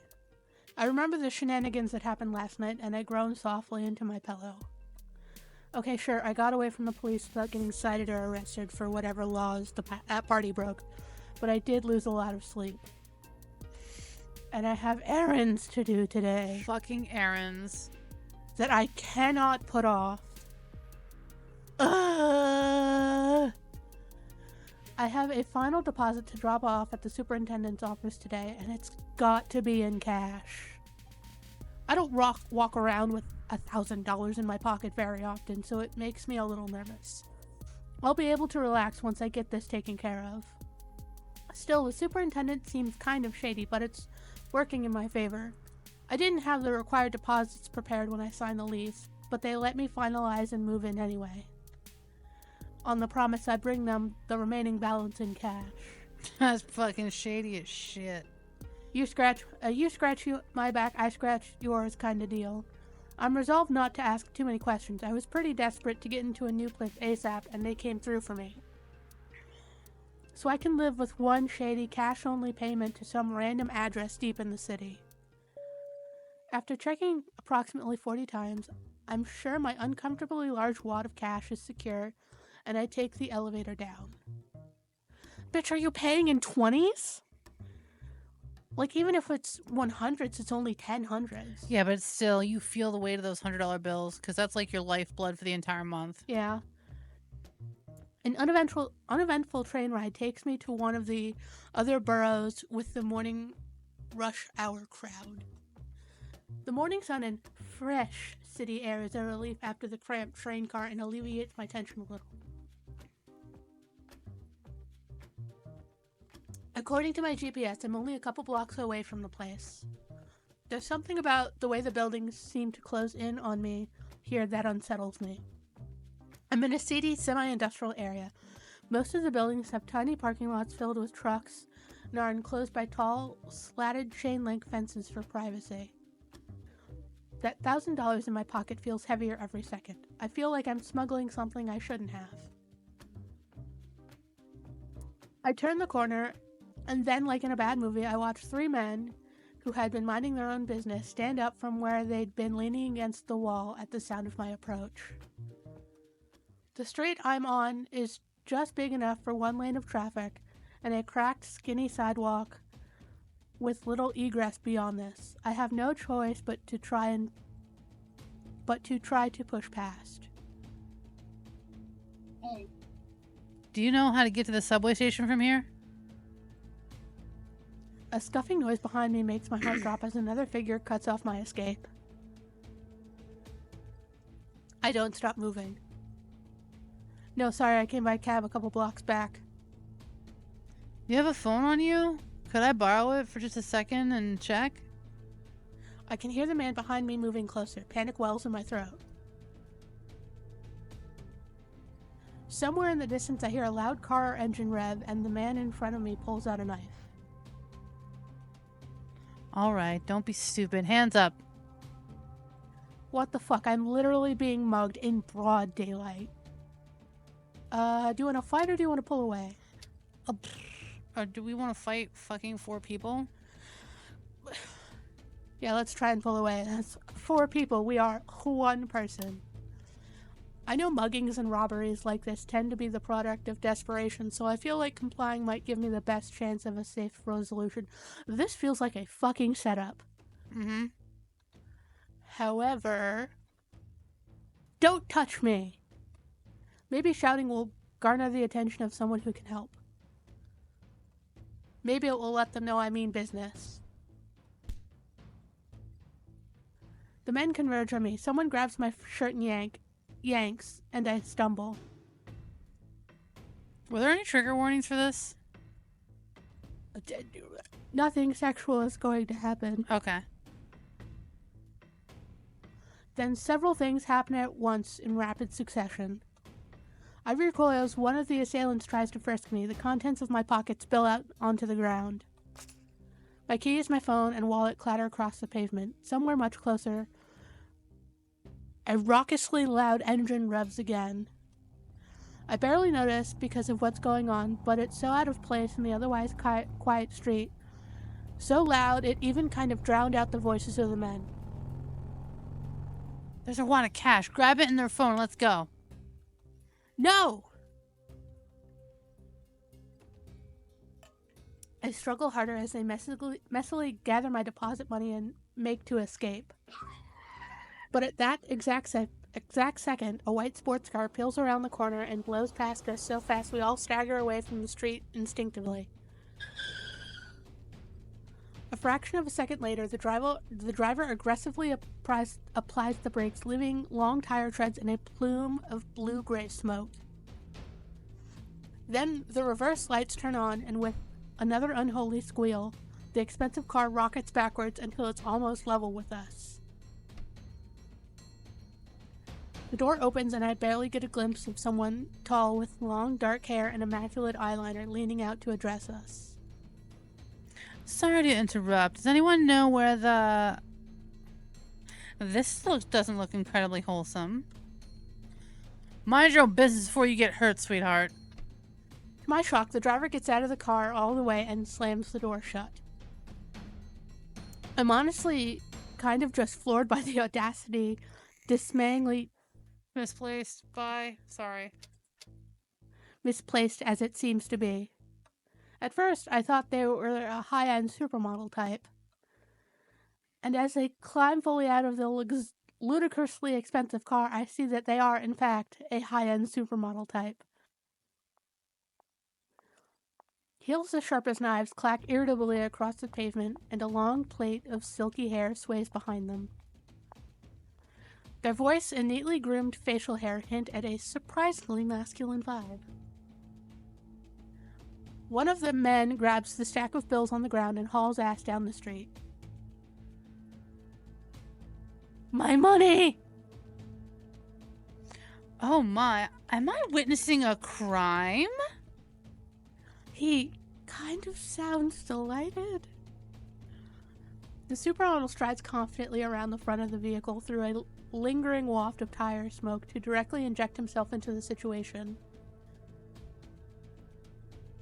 He notes the man who'd broken away sprinting down the street with disdain before gold eyes sweep over the remaining three. The man's fist, balled in my shirt, loosens slightly. He's not sure what kind of threat the supermodel poses. He's not really physically imposing. Tall, yes. Absurdly confident, yes. But also, apparently, weaponless and alone. I can see the wheels turning in my assailants' heads quickly as they reassess the situation. The supermodel is wearing a full wardrobe's worth of jewelry, driving an expensive car, and gesturing lazily at them with a top-of-the-line phone in his perfectly manicured hand. While most of my distress is centered on my cash deposit, I feel a sinking in my guts as everyone except the supermodel himself seems to realize a much bigger fish has entered the scene. Come on, are you lost, sweetheart? I can help you. I see him suddenly adjust his grip on the knife, and the supermodel's eyes don't miss the tiny movement. He makes an unimpressed face.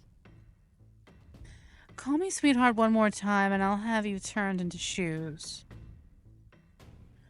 Ugly shoes, unfortunately, given all of this. God, I love a mirror! He gestures disdainfully at his painted lip curls.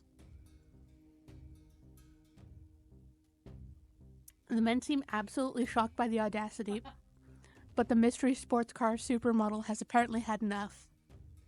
Furiously, he comes even closer, staring down the closest man the way a snake stares down prey.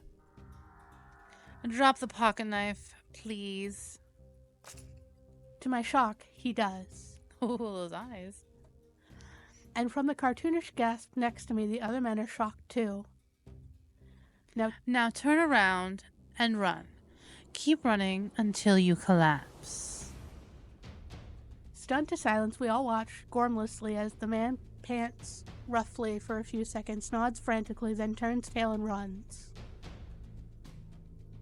What the fuck? The supermodel rounds on us, and it seems he didn't need to open his mouth, as I'm almost instantly released while the last two decide to cut their losses and run. For a second, I just numbly stare. What the hell even just happened? For a second I thought I saw, but it must have been a trick of the light. You're not hurt, are you, darling? I look numbly up and need a second to take everything in. You about to. Ah! Mr. Supermodel is watching me carefully, eyes sharp and surprisingly fierce as they quickly rake me up and down. My cash deposit. It's all I can say. My brain screams at me to at least thank this stranger, but I just can't get the words out. I'll never get that cash back. Cash deposit? They took cash from you? I nod numbly. Frankly, I feel like crying. I can feel heat prickling behind my eyes along with the chaser of shame and having an unwilling audience. I was on my way to pay for a deposit for my apartment and they took it, and I'll never be able to get $1,000 in cash back, even if I called the cops. He checks his phone for a second, then jingles his keys at me a little. Come on, I'll drive you to where they need to go and help you where you need to go and help you explain the situation. I'm sure there's an understanding to be reached. I look at him blankly. Oh no, I couldn't. You've already done so much. Oh my god, I didn't even say thank you yet. I'm sorry, I'm just kind of scrambled from all this. Thank you so much. You really showed up in the nick of time. He waves me off carelessly. Alright, we have 5 minutes to the next ad. Do you want to take it now? And then we'll come Yeah, back? let's just do the ad now. Also save. Also save. Save is on the bar under the words. Under the...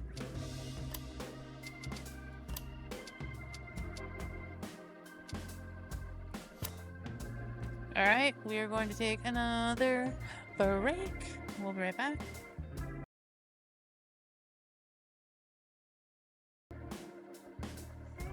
And we're back. Welcome, everyone. He waves me off carelessly.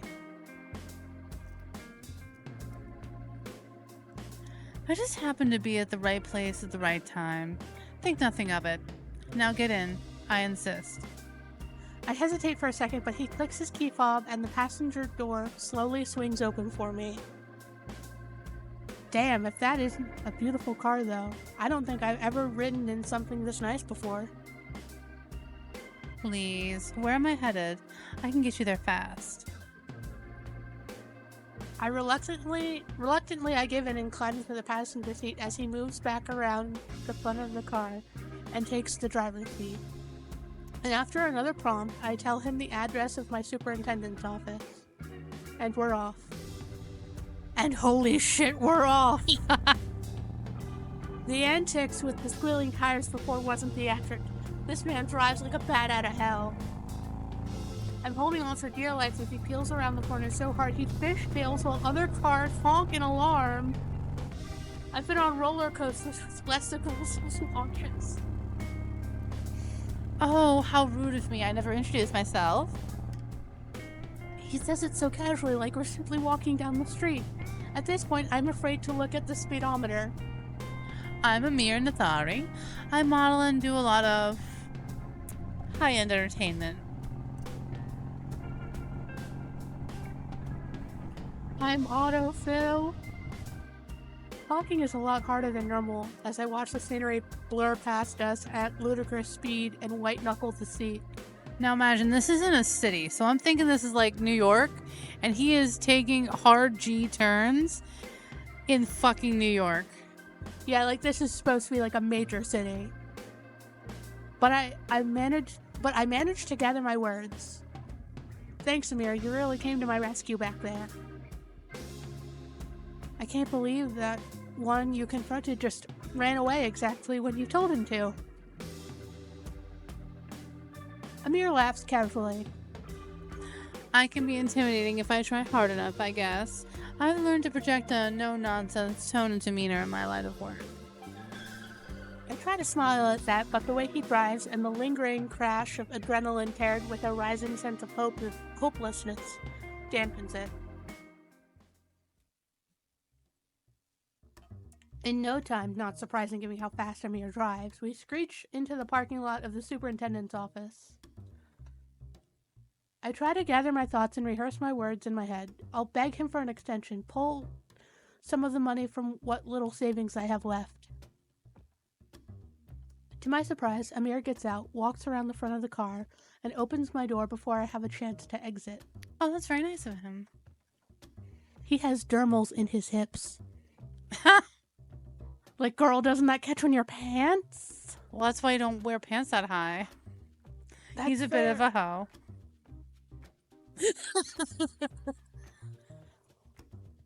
Oh, sorry, you didn't have to. Amir only tuts at me, smirking just slightly. Don't be silly. I don't do anything I don't want to. And he continues to smirk down at me as he brushes his long, dark braid back over his elegant shoulder. I had expected him to simply drop me off here. He's already done more than enough for me after all. But instead he follows me up into the office. It's a shared professional space, if pretty low end, but I recognize my superintendent at a desk near the back of the room. I take a breath and approach him tentatively, but he looks up and notices me and Amir before I can explain anything. Oh, autofill. Right on time. Thank you. I'll go ahead and take that final deposit from you, and then your lease is secured for the next 12 months. Now remember, rent's due on the 6th of every month. I have a 5-day grace period policy, but if any emergencies pop up, give me a call and I can try to work something out with you. I stammer stupidly as he pulls out an envelope and opens it to put the cash inside, finally deigning to look up at me expectantly. I'm so sorry. I know we had an agreement, but on the way here. Amir suddenly leans forward, stepping closer to the superintendent's desk, adjusting one of his many jeweled rings. I'm so sorry to interrupt. What did you say the amount was? My mouth opens and closes again a few times in succession. Oh, it was 1,000, Mr. Oh, just Amir, darling. Amir reaches into his tiny bolero. Bitch, where are you fitting a wallet? You don't want to know. You do not want to know. It's in his jacket. Are you tucking it in your armpit? He might have like a titty pocket. Like right underneath the titty. Amir reaches into his tiny bolero and pulls out the fattest clip of money I've ever seen outside of a Saturday morning cartoon featuring bank robbers. Amir deftly flips the corners down of several $100 bills in rapid succession, counting out 10 and pulling from his jewel-encrusted monogrammed money clip. Bitch, I have that kind of money in my life. You would have to have his profession. And his skill set.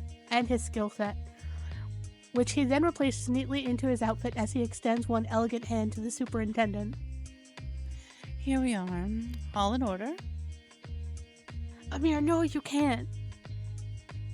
Hush, darling. There's a moment of hesitation as the superintendent looks from the money to Amir, then to me, and then back to the money before he slowly takes it from Amir.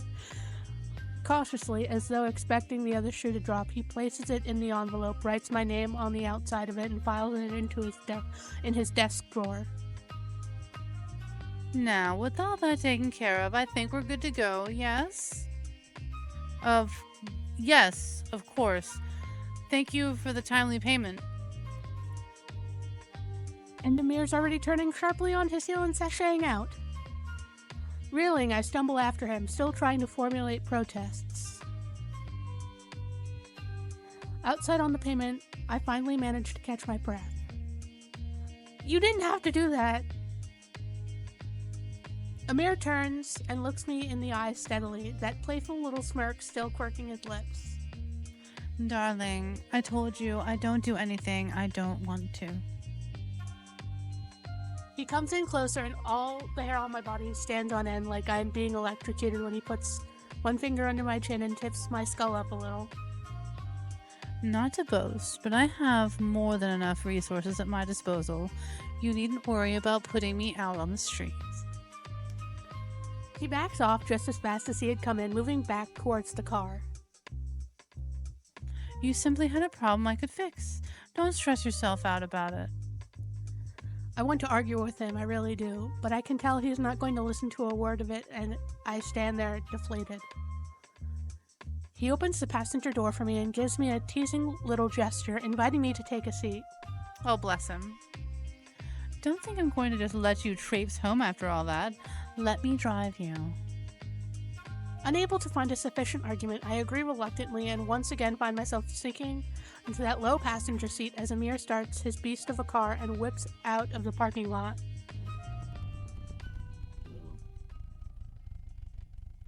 Them cars make weird noises. Amir makes casual small talk the whole ride back to my building, and I keep up as best as I can. I want to be polite, but I still can't shake the shock and anxiety that I'm imposing on him after he so easily paid for my deposit. But Amir really and truly does not seem to care at all. I guess $1,000 cash is really nothing to give him pause. God, I wonder what that's like. Yeah. Pang of envy that bubbles up is tamed and mollified by how readily Amir was willing to help. He might be absurdly wealthy, but he's legitimately and deeply kind. As we say our goodbyes, Amir hands me a black business card with gold-stamped foil, his card. He smirks, and it's suddenly clear that this siren of a man is flirting with me. I can feel my face ignite, and I stammer out a lame, "Oh." He blows me a kiss, sultry instead of cutesy, and drives away with just as much manic energy as he used getting here. I can still hear the engine receding after several blocks. I like to imagine that he gives you like a little hand heart, like, "Mwah," and then just like closes the window. I wonder if I'll ever see him again. He was incredibly eclectic. That's very diplomatic of you. Finally, today is free of errands, mostly, and I'm able to spend my free time as I wish. And hopefully I can avoid cop raids and getting mugged. That's the dream. This morning is slow and I take my time getting ready. And, you know, given the cop raids, cryptid sightings, mayoral scandals, and the attempted mugging, I decide not to listen to the morning news. Though I still wonder what happened to Mori after his disappearance, and I'm burning with curiosity regarding Amir's role in the scandal.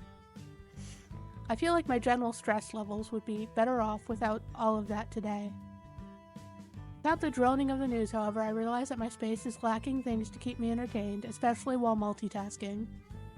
I recall with some dismay that I had downsized my entertainment options in the move. I used to have an older gaming system and a fair number of books that I ended up donating. Ah, damn.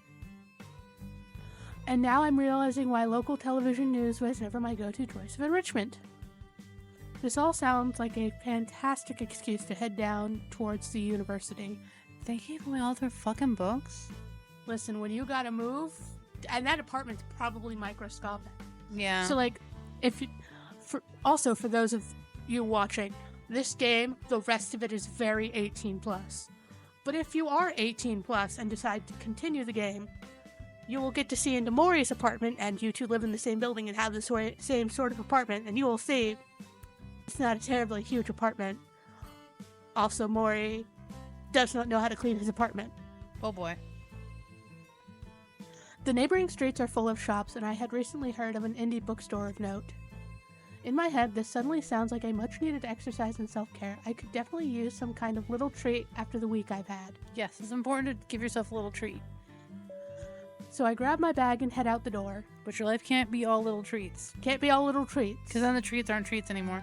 Correct. I can't help my wandering thoughts returning to my encounter with Amir. I wonder if I'll run into him again.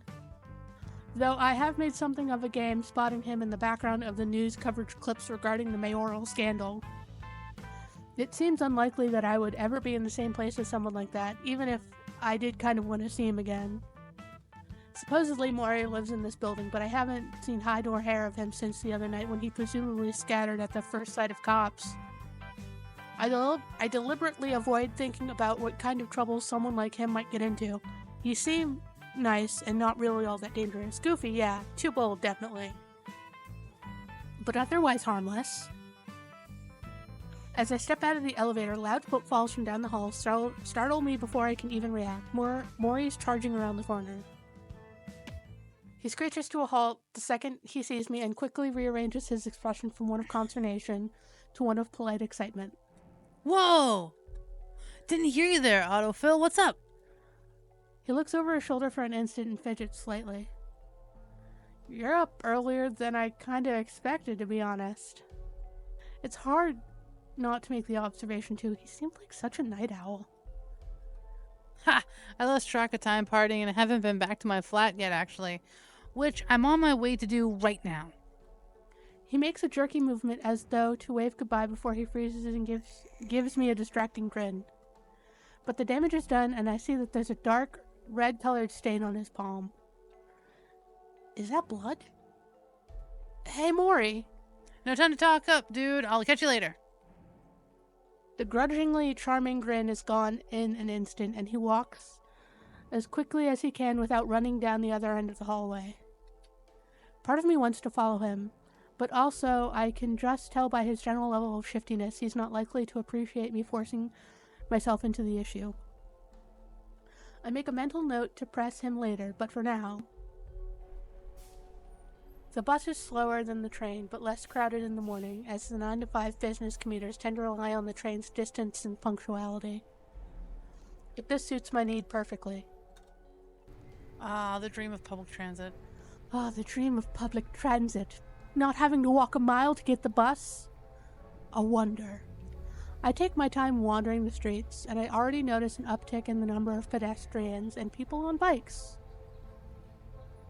The college-age demographic is strongly represented around these parts, but because of this, many quirky and fun-loving restaurants and cafes line the streets.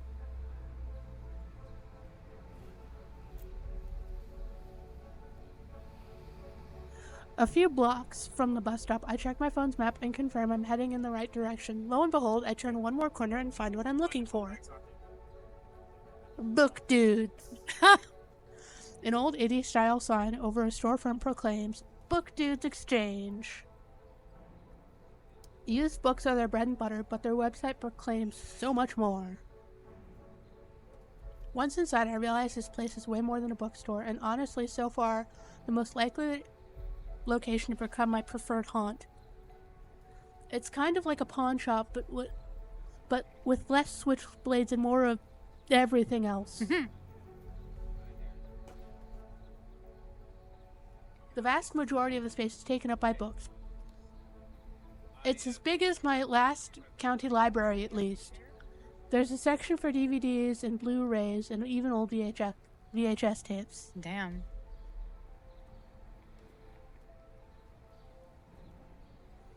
It reminds me of Main Street Jukebox in some ways. Yeah. Like a combination. No, actually, Fifth and Charles. Fifth and Charles, yeah. Except homey and not a Fortune... Is Charles Second and Charles Fortune 500? It's a big store. Is it? I don't know. It seems like Second and Charles is the chain. The whole south wall is taken up by CDs and vinyls. There's even a shelf full of used turntables for sale. It's like Bargain Book Warehouse and Main Street Jukebox had a child. Moment of silence for Bargain Book Warehouse. Too good for this world. Done in by a fucking leaky ass roof and a cheap ass landlord. But God, To did the I goat. get... I got books that were 90% off at like 50%. Like, they were 90 and then they took... Like, comic book, full color, trade omnibus paperbacks that would normally be $30. Honey, try $7. Oh! It was beautiful. I've gotten most, like, it would sometimes be like random runs of different things, but I got like random obscure, like, British comics. Like, there was this one, Martial Law. I think it might have been British. It's kind of like Judge Dredd, but, like, in the same line, like a heavy metal Judge Dredd type comics, where it's like a dystopian future with wackiness. I should have, like, I regret not buying more while it was there. I should have bought everything Judge Dredd. Yeah. Hands down. Anyway, we continue. This place is like a museum, but with the stock of a corporate bookstore. It's incredible. As I walk further into the depths of the store, I see a separate counter from the checkout line. Just like a pawn store, there are a few customers with piles of books there trading in for cash. I can't help but overhear a snippet of one of the conversations as I pass by a glass case full of unexpectedly switchblades. This place is wild. I can take all the textbooks, Mr. Jones. The clerk says Mr. Jones, drawn out and surfer-like. There's really no formality in it. None of the fiction, though?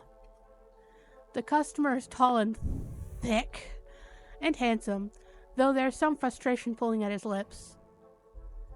Sorry, cryptid fiction and paranormal investigation isn't on our buy list this month. But all these biochem and math textbooks are on the most wanted list, especially given that the new semester starts in a couple weeks. Mr. Jones seems annoyed by that, but I don't know if I can blame him. It looks like he's brought in a whole box of cryptid mystery novels. Alright, fine. How much for the textbooks? I can give you 100 cash or 150 store credit.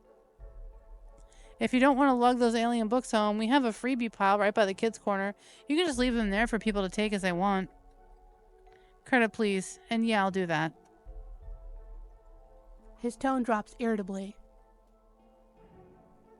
Not that these were much help anyway.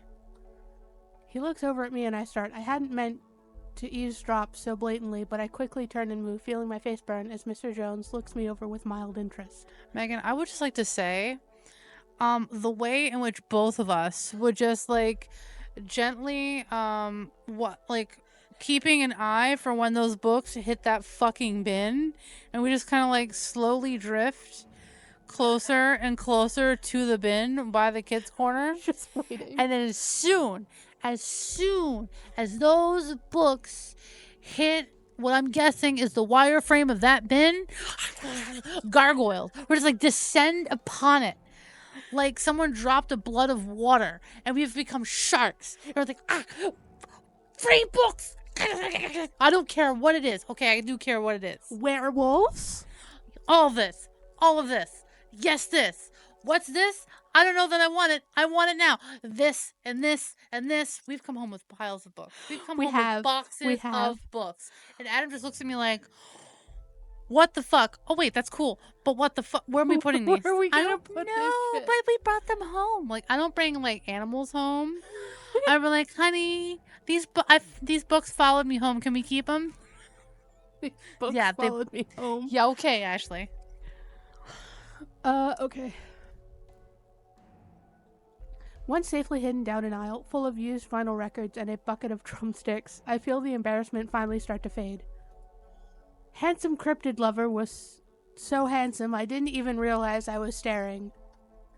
Like a complete fool. Ugh. I distract myself from my minor awkward fumble by forcing my focus back to my self-care shopping adventure. That is why I'm here, after all. I meander through 2 aisles of comic books, a section for tabletop games, board games, toys, and even a video game nook that boasted an impressive selection of vintage equipment.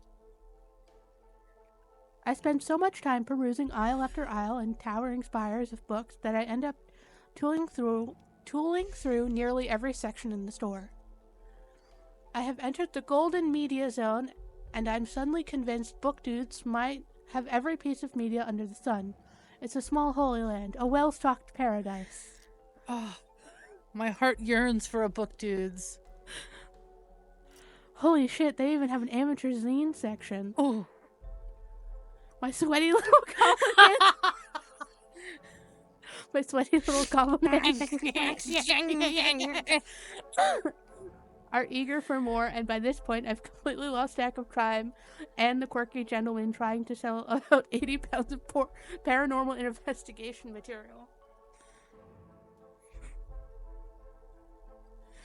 The quickness in which we would snatch it up. Just take the box from him. Like, thank you, sir. Are you going to keep this box? Can I take this box? So you know what? Don't even bother putting it in the bin. I'll take all of it. At least until I turn a corner and crash directly into him. Ah, damn it. The bottom of the cardboard box full of books he's carrying gives out and rains a painful mix of paperbacks and a few hardcovers all over our feet. Ouch! For a second, we just talk over each other. I'm so sorry. I wasn't paying attention, I'm sorry. We literally talked over each other for a second. Are you okay? I hope all this crap didn't crush anything. His bicep is the size of my head. Oh my god. It's no big deal, are you okay? Let me help pick up your... They're not mine. He looks suddenly kind of embarrassed and rephrases himself. Well, I mean, they are mine, but like, they're not. It's not what I normally read. He finishes flatly, and now he looks kind of adorably put off. For his sake, I try not to laugh a little. I look down at one of the titles. Megan, what if it's like cryptid /fic romance novels, and it's like the dirtiest, smuttiest, garbage Actually, you've shit. just described the game. Yes! What they don't want you to know, a paranormal training manual. Sus book. And then a second, and a third. Anomalies among us. Tinfoil hats are for government surveillance, not aliens. A series of anecdotes. Wow, there's so many. Yeah, and they're all incredibly poorly researched. Qualitative data only. No verification. Sloppy experiments, if any even exist. I don't think you're gonna find serious cracks at alien existence in most of this. I help him move a stack of alien conspiracies and unearth a new treasure. Signs of lichens in your neighborhood. Werewolves? And there's more! Beast-type monsters of the North Woods. Chasing the werewolf of New Haven. Disease or curse, lycanthropy. He snatches one of them up and shoves it into the pile under his large arm. Like I said, it's not really my first choice in reading material. Oh, Killo. I hope you didn't expect these to have the scientific method rigidly applied to them. He looks legitimately disappointed by this. Oh, honey. No, it's like 90% anecdotes and personal experiences from whatever author. A fun read, but not very illuminating. You were hoping for something more informative? He shifts his feet a little bit and manages to get most of the books under his arms. Well, it's not like there's werewolves roaming around the subway stations or anything.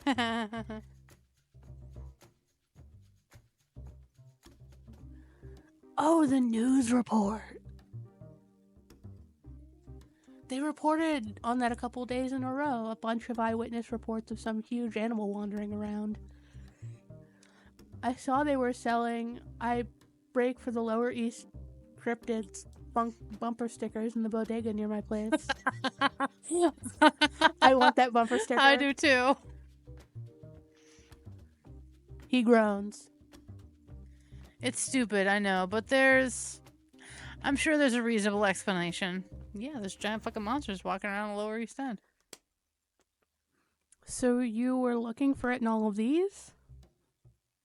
He looks a little put off again. There's just been a lot of really weird stuff going on around the city lately. I thought maybe stepping outside my own biases might inspire some ideas. And did you find anything? This is the 4th box of stuff like this I've brought back to sell. Suffice to say, that's a big fat no. Nothing yet. That's an awful lot of research for some wild rumors. Well, like I said, there's a lot of weird shit in this city, and it seems everyone has a cousin or a dentist who's seen a glimpse of this thing. Do you think it's a werewolf? He scoffs. Just because it hasn't been seen during the day doesn't mean it turns into a human to walk among us. Besides, I've noted that most of the sightings have been closer to dawn. Diurnal activity, especially for hunting, is kind of more of a feline thing, though we're talking about a theoretical fantasy creature here. So escaped zoo animal runs amok in the city and no one can track it down? It seems awfully smart to evade being caught, but I don't know how smart. If only I'd been able to keep track of it when I... He looks horrified for a second. He got way too into the conversation. You can go right ahead and forget I said that. Whoa! Oh, man. Definitely, please tell me Yeah. more. You saw a huge animal somewhere in the city, though? He kind of mouths blankly for a second. It's obvious he doesn't want to sound like he's making this up, but at the same time, he did see something. I can tell by his discomfort that he's telling the truth. He sighs heavily, shoulders slumping. There's a disappointingly small amount to tell. I was looking down into an alley and saw something huge moving. It was light-furred, maybe 7 feet tall. The lighting was dim, and it was really hard to make out any details. Whatever it was had good senses, though. The second I shifted my weight, it looked up at me with reflective eyes, then bolted. I tried to follow it, but it's crazy fast. Not just fast, nimble, too. I watched it leap maybe 15 feet into an awning and scramble off. Apparently, a few minutes after that, it took down a hot dog cart, getting set up for a morning rush hour. They did mention a hot dog cart in the news. Where was this? I don't remember. Like 3rd and Van Buren? Maybe Grand Ave and Van Buren, actually. I stop and watch him critically, and he looks uncomfortable. What? That's my building. I live on that block. There's been multiple sightings of that thing in the area. Mr. Jones strokes his chin thoughtfully. Have you seen it? No. Oh, Disappointed. we're disappointed. We're disappointed. But I really wish that I had. There's something about the excitement, the otherworldliness. A monster in my own backyard? How could I not be curious and excited? He sighs again. This is definitely something that's been bugging him. Well, that's definitely for the better.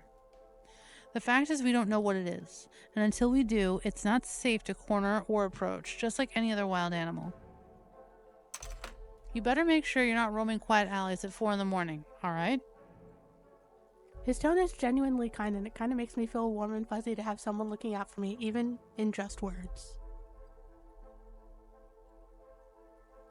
He straightens up fully with his armload of books, and I notice again how tall he is. Not just tall, but thick-set, too.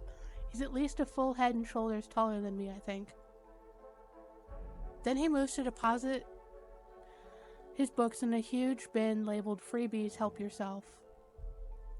I help with my own much smaller armload of books, but then he sighs and puts his hands on his hips. Now I gotta figure out some other angle.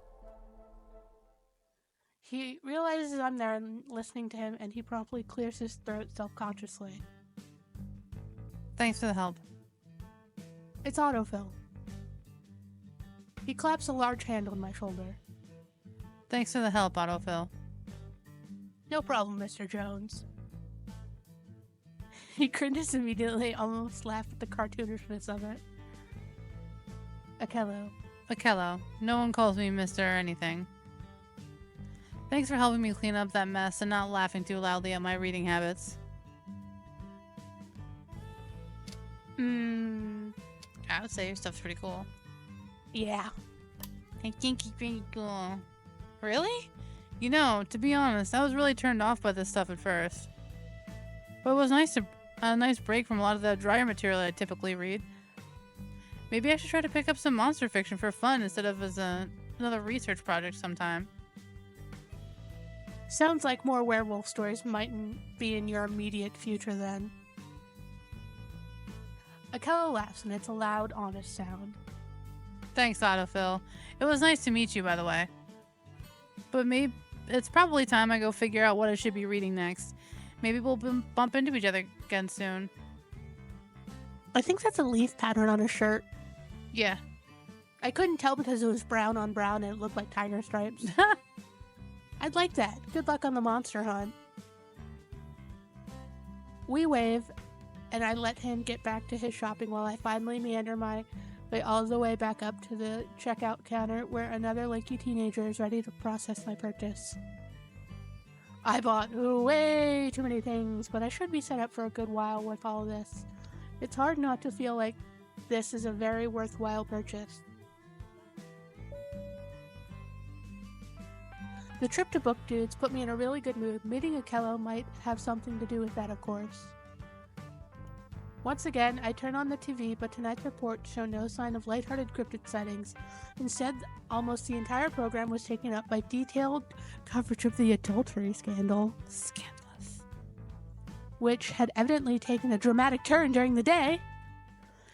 Coverage is ongoing today after the mayor was found dead during the early hours of the morning in his personal vehicle, parked in front of his family home. Amir, hi. Love those claws. Someone in the mayor's staff giving a statement, and I'm shocked to see Amir standing behind them, practiced and poised. God, that fucking cloak. Ha. I swear I see him adjust his position carefully and hide a very sly smirk for just half an instant. How on earth is he involved in this? I'm pretty sure I don't want to know how. Like, really don't want to know. No apparent cause of death has been released to the public by the coroner's office. However, local police have not fully ruled out foul play.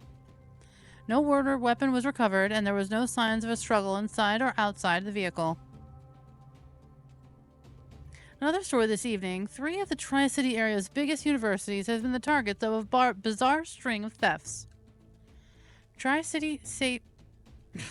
Why can't I fucking talk? Tri-City State Polytechnic, Tri-State College of Technology, and Tri-City University all reported break-ins of their campus libraries yesterday, but with no major leads.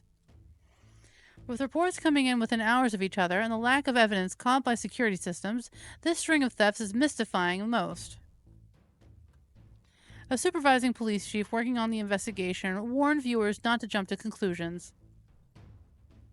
There might be multiple culprits. They might not be related.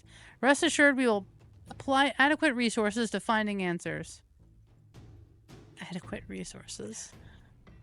I watch as the television scrolls through photos of the crime scenes that were deemed safe to show to the public. Funnily enough, there's a dark, slick, oily substance on the floor in every single one.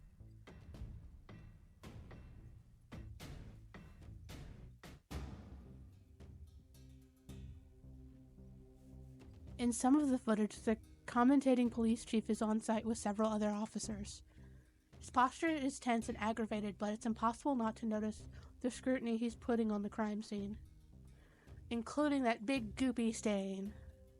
For some reason, something uneasy passes over me for a moment, but then I shrug and decide that's enough local news for the night and get ready for bed. Several days go by without incident, which seems like a rarity in this city. No more wild parties, no further worry encounters, no daylight muggings, no werewolf sightings, mayoral murder mysteries, or university lab theft either. It's downright peaceful. And it's making me incredibly tense for some reason. There's a pessimistic little part of my lizard brain somewhere that insists that I'm waiting for the other shoe to drop. But of course that's stupid, just the product of a slightly elevated stress from the move and acclimation. The rain's coming down pretty hard tonight, but it adds to the ambiance as I watch some of the movies I picked up at Book Dudes well into the wee hours of the night. It's a downright indulgent evening of self-care, if I do say so myself. I haven't stayed up this late voluntarily, at least, in a long time. It's kind of fun. My phone alerts from the desk and I set up to check the screen. Hot damn it. A spam email notification had hidden a missed reminder I'd set to go off hours ago. God damn it. The trash collection truck is supposed to come before 7 a.m. I look at the clock on my home screen and sigh heavily. It's 3:30 in the morning and I'm getting pretty tired. If I don't deal with this now, I'm definitely going to fall asleep and not take it out on time. Ugh.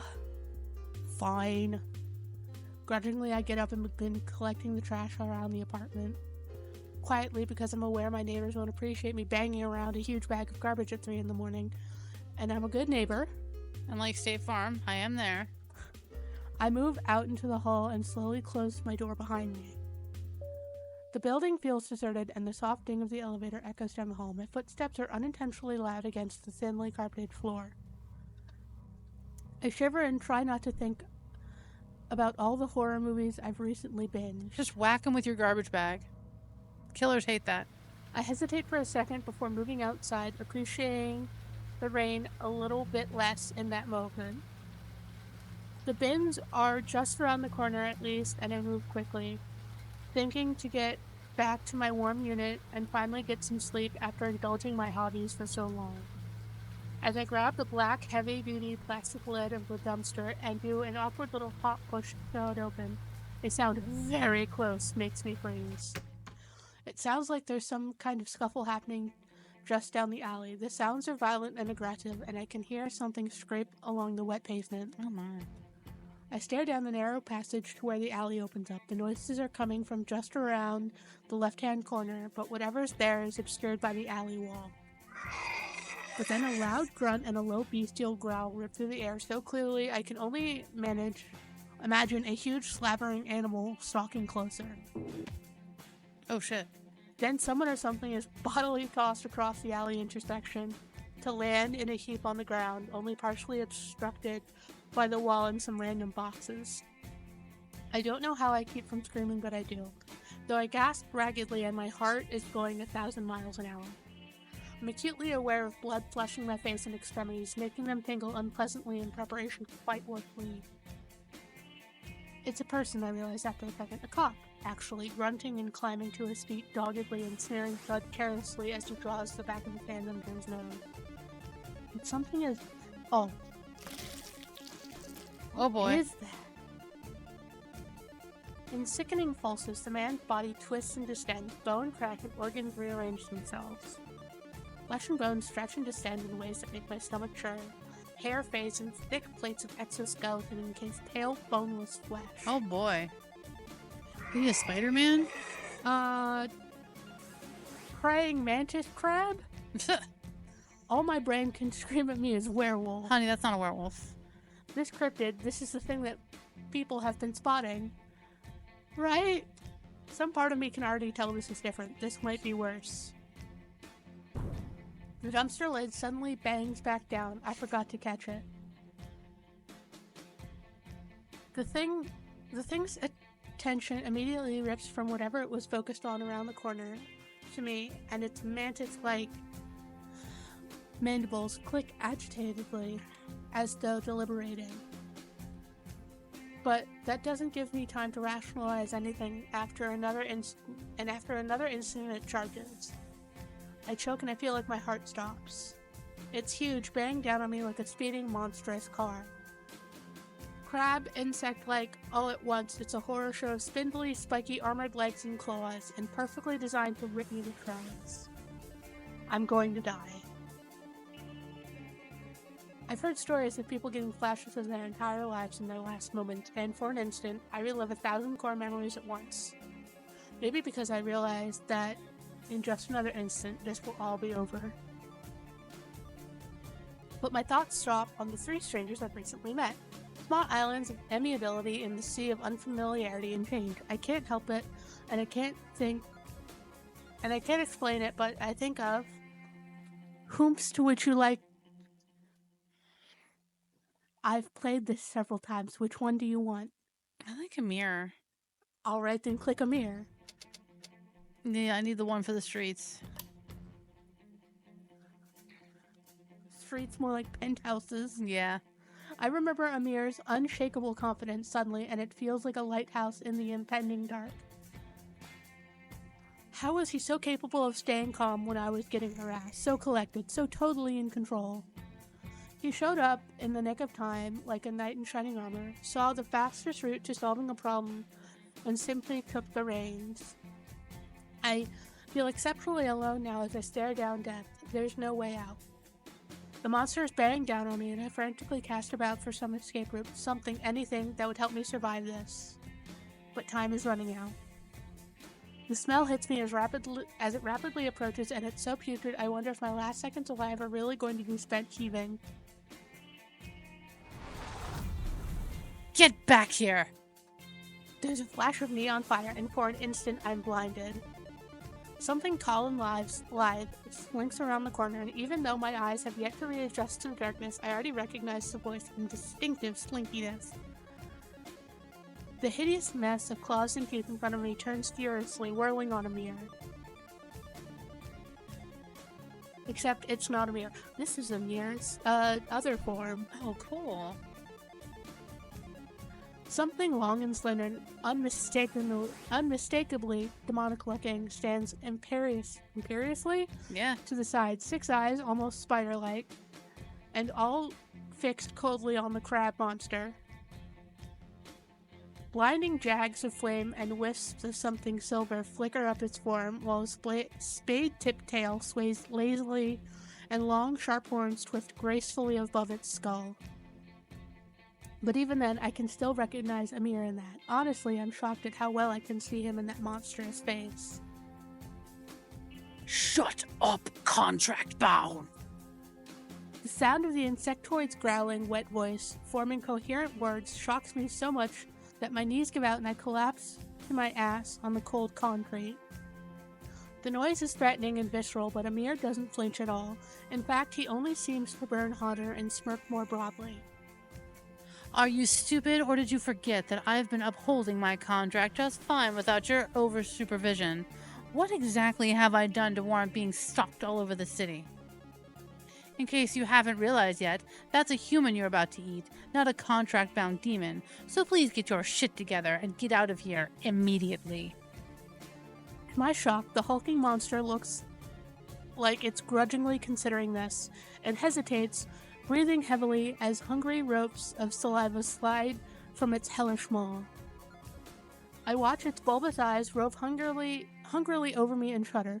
The urge to be sick wells up in my throat again, but I fight it down, gasping shallowly through parted lips. What are you even enforcing right now? You're going to make this area that much harder to operate in with your incessant inability to keep a low profile, despite being able to pass as a human whenever you want. Amir points a finger at the hulking beast, who is towering several feet above the tips of Amir's horns, and gestures disgustedly. Get the hell out of my sight before I report your incompetence to someone bigger and meaner than me. I sit there numb and thunderstruck as, after some mutinous growling, the humongous clawed monster reverts back into a human shape. The cop is kind of familiar, and he gives me what is an unmistakably dirty look before he turns on his heel and stalks back down the alley away from us.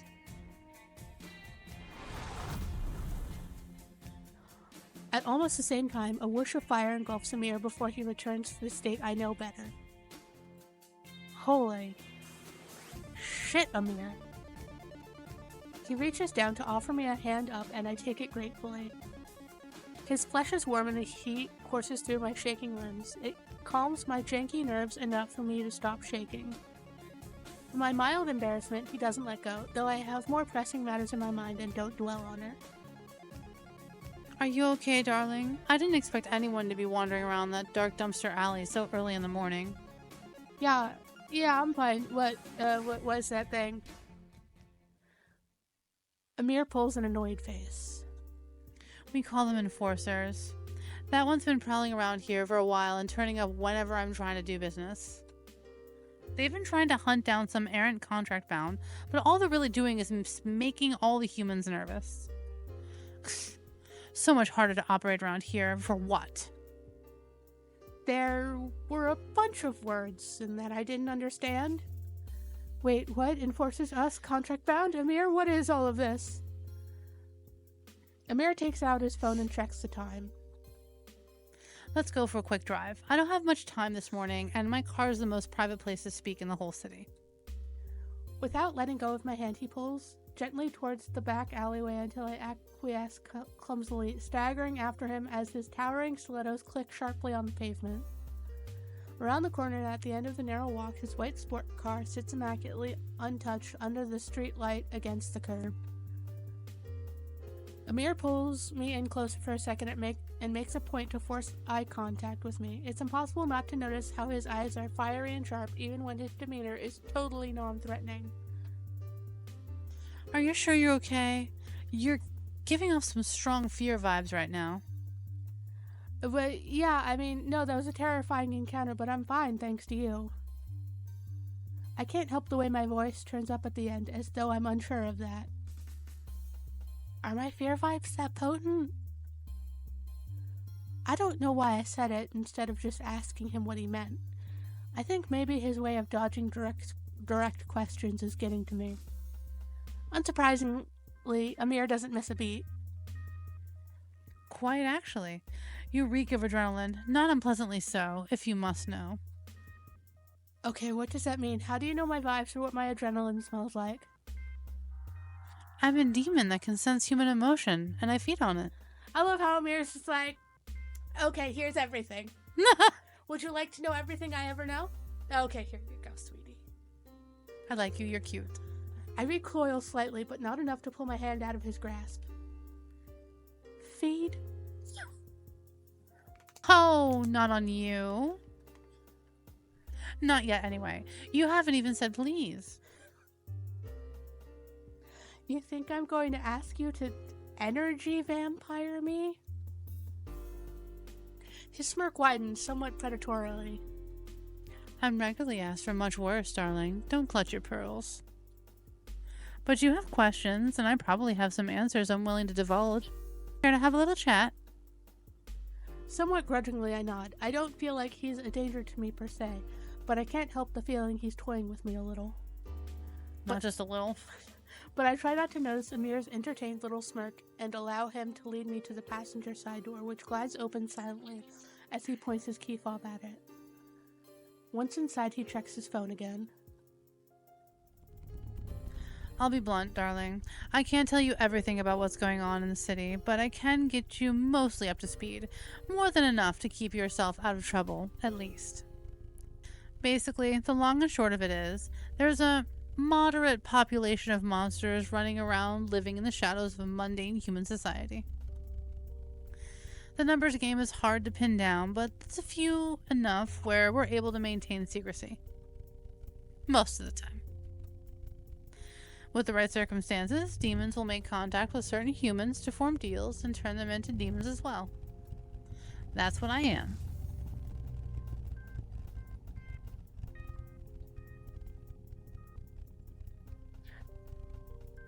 My head is spinning. I can't believe he's just telling me all of this. But before I have the wits to press further, Amir's already continuing. That repulsive crab thing is an enforcer. They hide in human disguises and police any contract bound that isn't upholding their benefactor's terms. So that thing was after you? Amir waves his elegant hand dismissively. Of course not, darling. It's been sniffing down some idiot around these parts for months and still hasn't found them. It's a huge mess because all the activity has definitely been picked up on by the humans and everyone's tense and on high alert. I have a feeling I know who it is. Would you like to make a guess? Mortis? Or Mori? No, it's not your former D&D character Mortis, Ashley, but it is Mori. It makes getting real business done around here difficult. Plus, this has been going on long enough that the enforcers are all worked up and out for blood, which is why you nearly became a collateral tonight.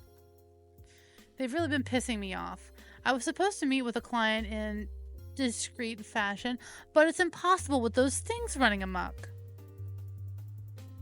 I ponder this for a moment as Amir whips around the block, back tires screaming across the pavement. Amir, what about the mayor? I saw you on the news. To my surprise, Amir laughs. You're asking me to talk about real business matters now. Yeah, if you killed him, I'm not sure I want to continue this. And you expect me to tell you the truth? I can't deny that the expectation he's being truthful with me, a near stranger, does sound ridiculous, now that he's turned my words on me. It's more of a hope than an expectation. I can't tell you everything, darling. Information is a very real currency for demons. Besides, you might not like what you hear. I feel myself deflating and a cold lump has lodged itself in my throat. I'm not really sure what to say to that. I don't know him. I have to remind myself he's practically a stranger, and a dangerous, unpredictable one at that. Still, he was kind and generous with me, and nothing will change that. If I told you the mayor was a demon, would that change how you see things? Not that I'm saying I was involved in his terribly sad and untimely demise. I don't believe you're a bad person. You saved me from muggers and secured my apartment with that money you lent me. Your naivete is charming. I am not a good person.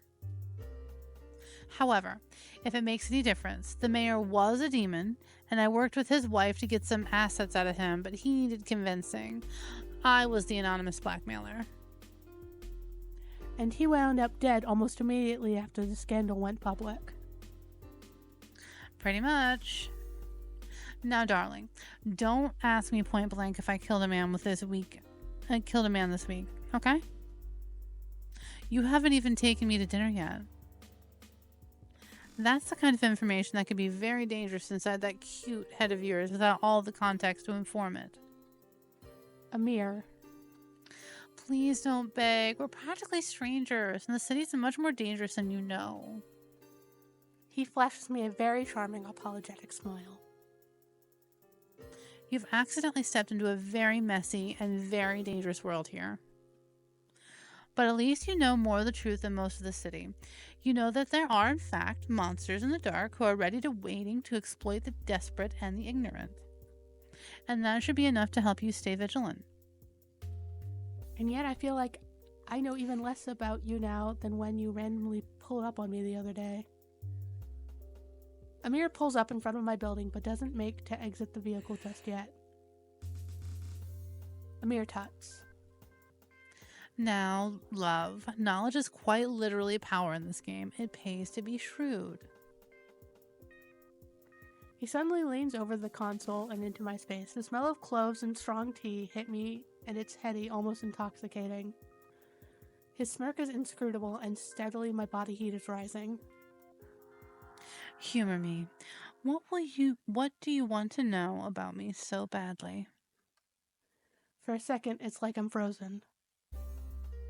I stare back, stuck. The urge to speak wells up into my throat until the compulsion feels so strong. I can't think of anything but to answer him.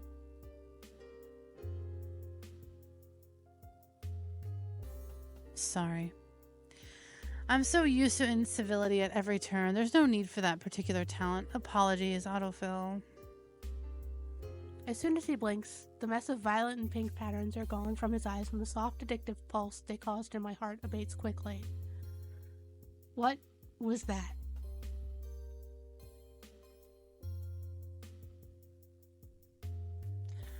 Drop the pocket knife, please.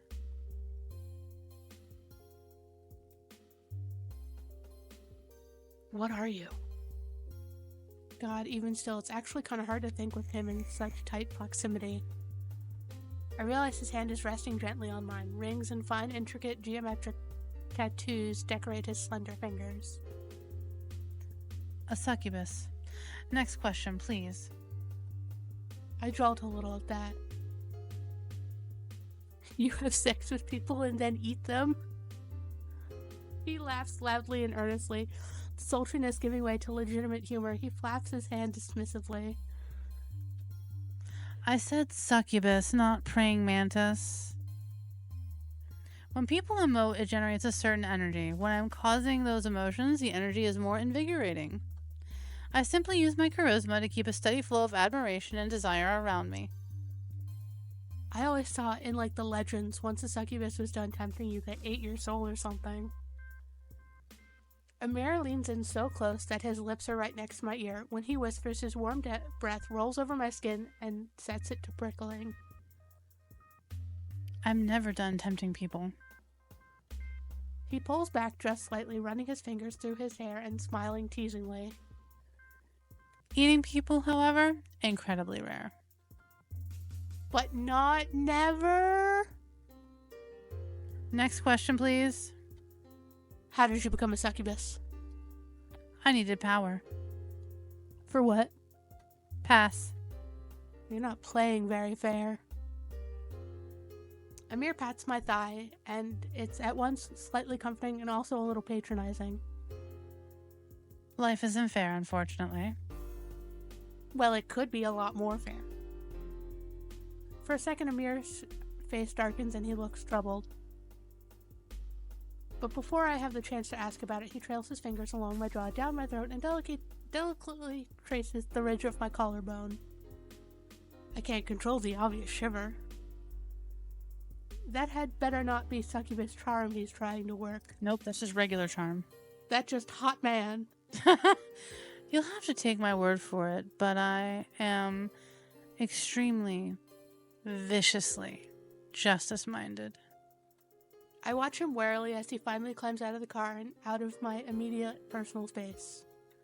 Again, he comes around and offers me a hand, getting out of my side. Reluctant but undeniably intrigued, I take it and let him pull me to my feet. You're asking for a lot of trust. He pulls me closer and lifts my hand to his lips, kissing my knuckles, and while I resolutely give him a stern look that says I'm not falling for this, my face grows unbearably hot. I am. But for now, I propose an agreement of sorts. Like I said, ass corset. Amir smirks and cocks his Amir smirks and cocks his eyebrow but says nothing, swiftly checking the time on his phone once more before tapping it to his chin thoughtfully. Having a friend who's utterly unknown in the larger social circles of the rich and powerful in the Tri-City area would be a huge asset for me. Now, of course, I wouldn't ask you to do anything too dangerous, and of course you have the right to veto requests that I feel too difficult. Conversely, being a human in a demon den of a city comes with certain danger. It would be in your best interest to have some powerful allies. Allies who can keep enforcers and demons looking for deal victims and away from you. He smirks enigmatically from behind his phone, watching me with sharp eyes that glitter in the dim light like so much of his jewelry. It would be mutually beneficial. It would be an official demon deal. It wouldn't. It wouldn't be an official demon deal, so there's no supernatural binding or anything. Just a simple, casual deal. You help me get some intel, I make sure enforcers don't bother you. Simple. He laughs at my discomfort, and it seems to have injected a healthy amount of levity into the otherwise impossible brain-bending situation. For a second of quiet passes between us before he sighs heavily and more questions are rolling in my brain. What do you think, Autofill? A mutually beneficial arrangement that doesn't end with you in a demon contract? I consider his words carefully. In truth, I know there really is only one sensible answer, but I can't ignore my instincts. While Amir's power as a demon hasn't been fully demonstrated to me, it's obvious he is incredibly capable and more powerful than me at any rate. There are real dangers in the city he could very handily protect me from. However, I barely know him. I know he's got some secret agenda he's not willing to share, mind control powers that make me wary, and regularly hobnobs with the rich and powerful. And will buy me whatever I want, no matter the price. Take the deal. And while I'm realizing Amir seems to be the hands-off type as far as overt crime goes, the mayor did die immediately after Amir's involvement with his scandal. Amir waits patiently for his answer, absently playing with his long plate and watching me expectantly. You're not wrong about the mutual benefits in an arrangement like that. Teaming up is definitely the pragmatic solution. Amir smirks at that and puts his hand on his hip.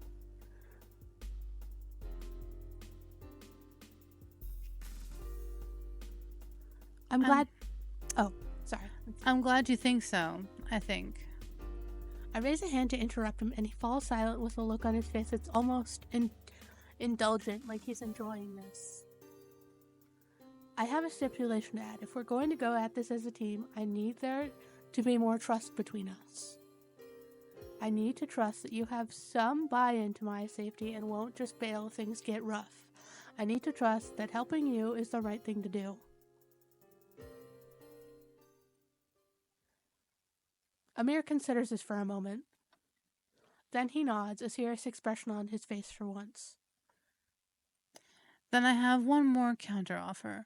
Will you give me some time to think about what's safe for me to share and what isn't? Amir smirks, but it's a little hollow and tired looking. Despite the fact that I'm oozing charisma, friends have been admittedly rare in my life. I would like to think about how much of what I am doing I can share. But you're right. I suppose I can't ask any more of you. Allow me 24 hours and I'll come back with what I can. Then we tentatively have an agreement. Amir insists on walking me back up to my unit, something I feel is unnecessary, but his sense of chivalry simply won't hear a word otherwise. Such a gentleman. Though he seems unflatteringly fascinated with everything inside my aging building, I try to block his view as he cranes to see inside my doorway. He does lean in unexpectedly to, I assume, kiss my cheek as sort of an amiable goodbye. My entire body jolts like I've been electrocuted. I feel the press of his lips and then an extremely horny sensation of teeth scraping down the edge of my jaw. Damn, and the son. hot breath that follows. My panting unflatteringly even before Amir pulls back a second later. A gentleman and a slut. Yes. I'll call you tomorrow, autofill. And it's really all I can do to just stare at him as he moves back towards the elevator, affording me a purposeful view of his toned ass as he does so. Of everything I've learned tonight, I've never been certain that this man is a monster. Alright, that was the prologue. Yay! We did it.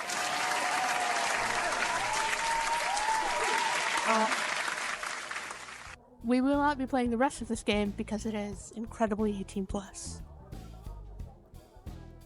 If you're interested, it is on Steam and itch.io. yes. And when the regular episode drops in the future, as in next week, all the links will be in the bio. If you're already in the future and you're watching this right now, check the description below. It will have all the links to social media for the game developer, places you can download the game, and also, like, if you are developing an Otome game, hey bitch, we'd like to play it. Yeah. Like, point us to where it can be downloaded or bought or whatever. Yeah. Or if you're working on it, you just want us to, like, hey, can you check this out? I want to see what you think. Yeah. Let us fucking know. I want to play your game. Yeah. Okay. Yeah. Well, this is the part where we end the show. Yep. Because my voice is tired. I don't know about yours. It's time for our voices to go to bed. Yes. Yep. All of that. Yep. Okay. So, anything else in closing? Nope. Alright, so I've been Ashley A. Button. I've been Megahan. Make sure to check us out on YouTube. We do this every other Tuesday. We're playing a Otome game. Megan, do you have any idea what we're doing next time? I have no idea. I will look tonight, however. I have an idea. Hopefully we'll know what we're doing more than 2 hours before the show starts, so I have the opportunity to make lovely intro for you guys. Yeah, I won't just text Ashley while she's at work. I'd Be be like, all right, cool. Yeah, not a problem. Except I have enough time when I get home from work to set up the stream and start it. So that's fun. As for like Geeked Out the channel, the next time we're streaming should be Thursday. Stay tuned if anything changes. Also check out our Discord. All our links are on our bio on Twitch. Check it out. Click around. Maybe we'll see you on Discord. We talk about everything there. We also have tabletop stream coming up on the 30th. Yes. Yes. Which is this weekend? Yes. Oh, God. Ah! Alright, so the return of the tabletop stream. We're going to be doing Dungeons & Dragons 2nd edition. Yeah. Going all the way back to the past. And we also stream other things like Conan Exiles, a lot of indie games. Next Tuesday, I'm going to be playing some indie simulation games I've been having my fucking eye on for a while. Yeah, so I guess we should introduce ourselves to Exit since we just did a bunch of talking after Yeah. Yeah, I promise we've done this before. Yeah. I'm Ashley A. Button. I'm Megahan. This has been Otome Oclock. See you later. See you.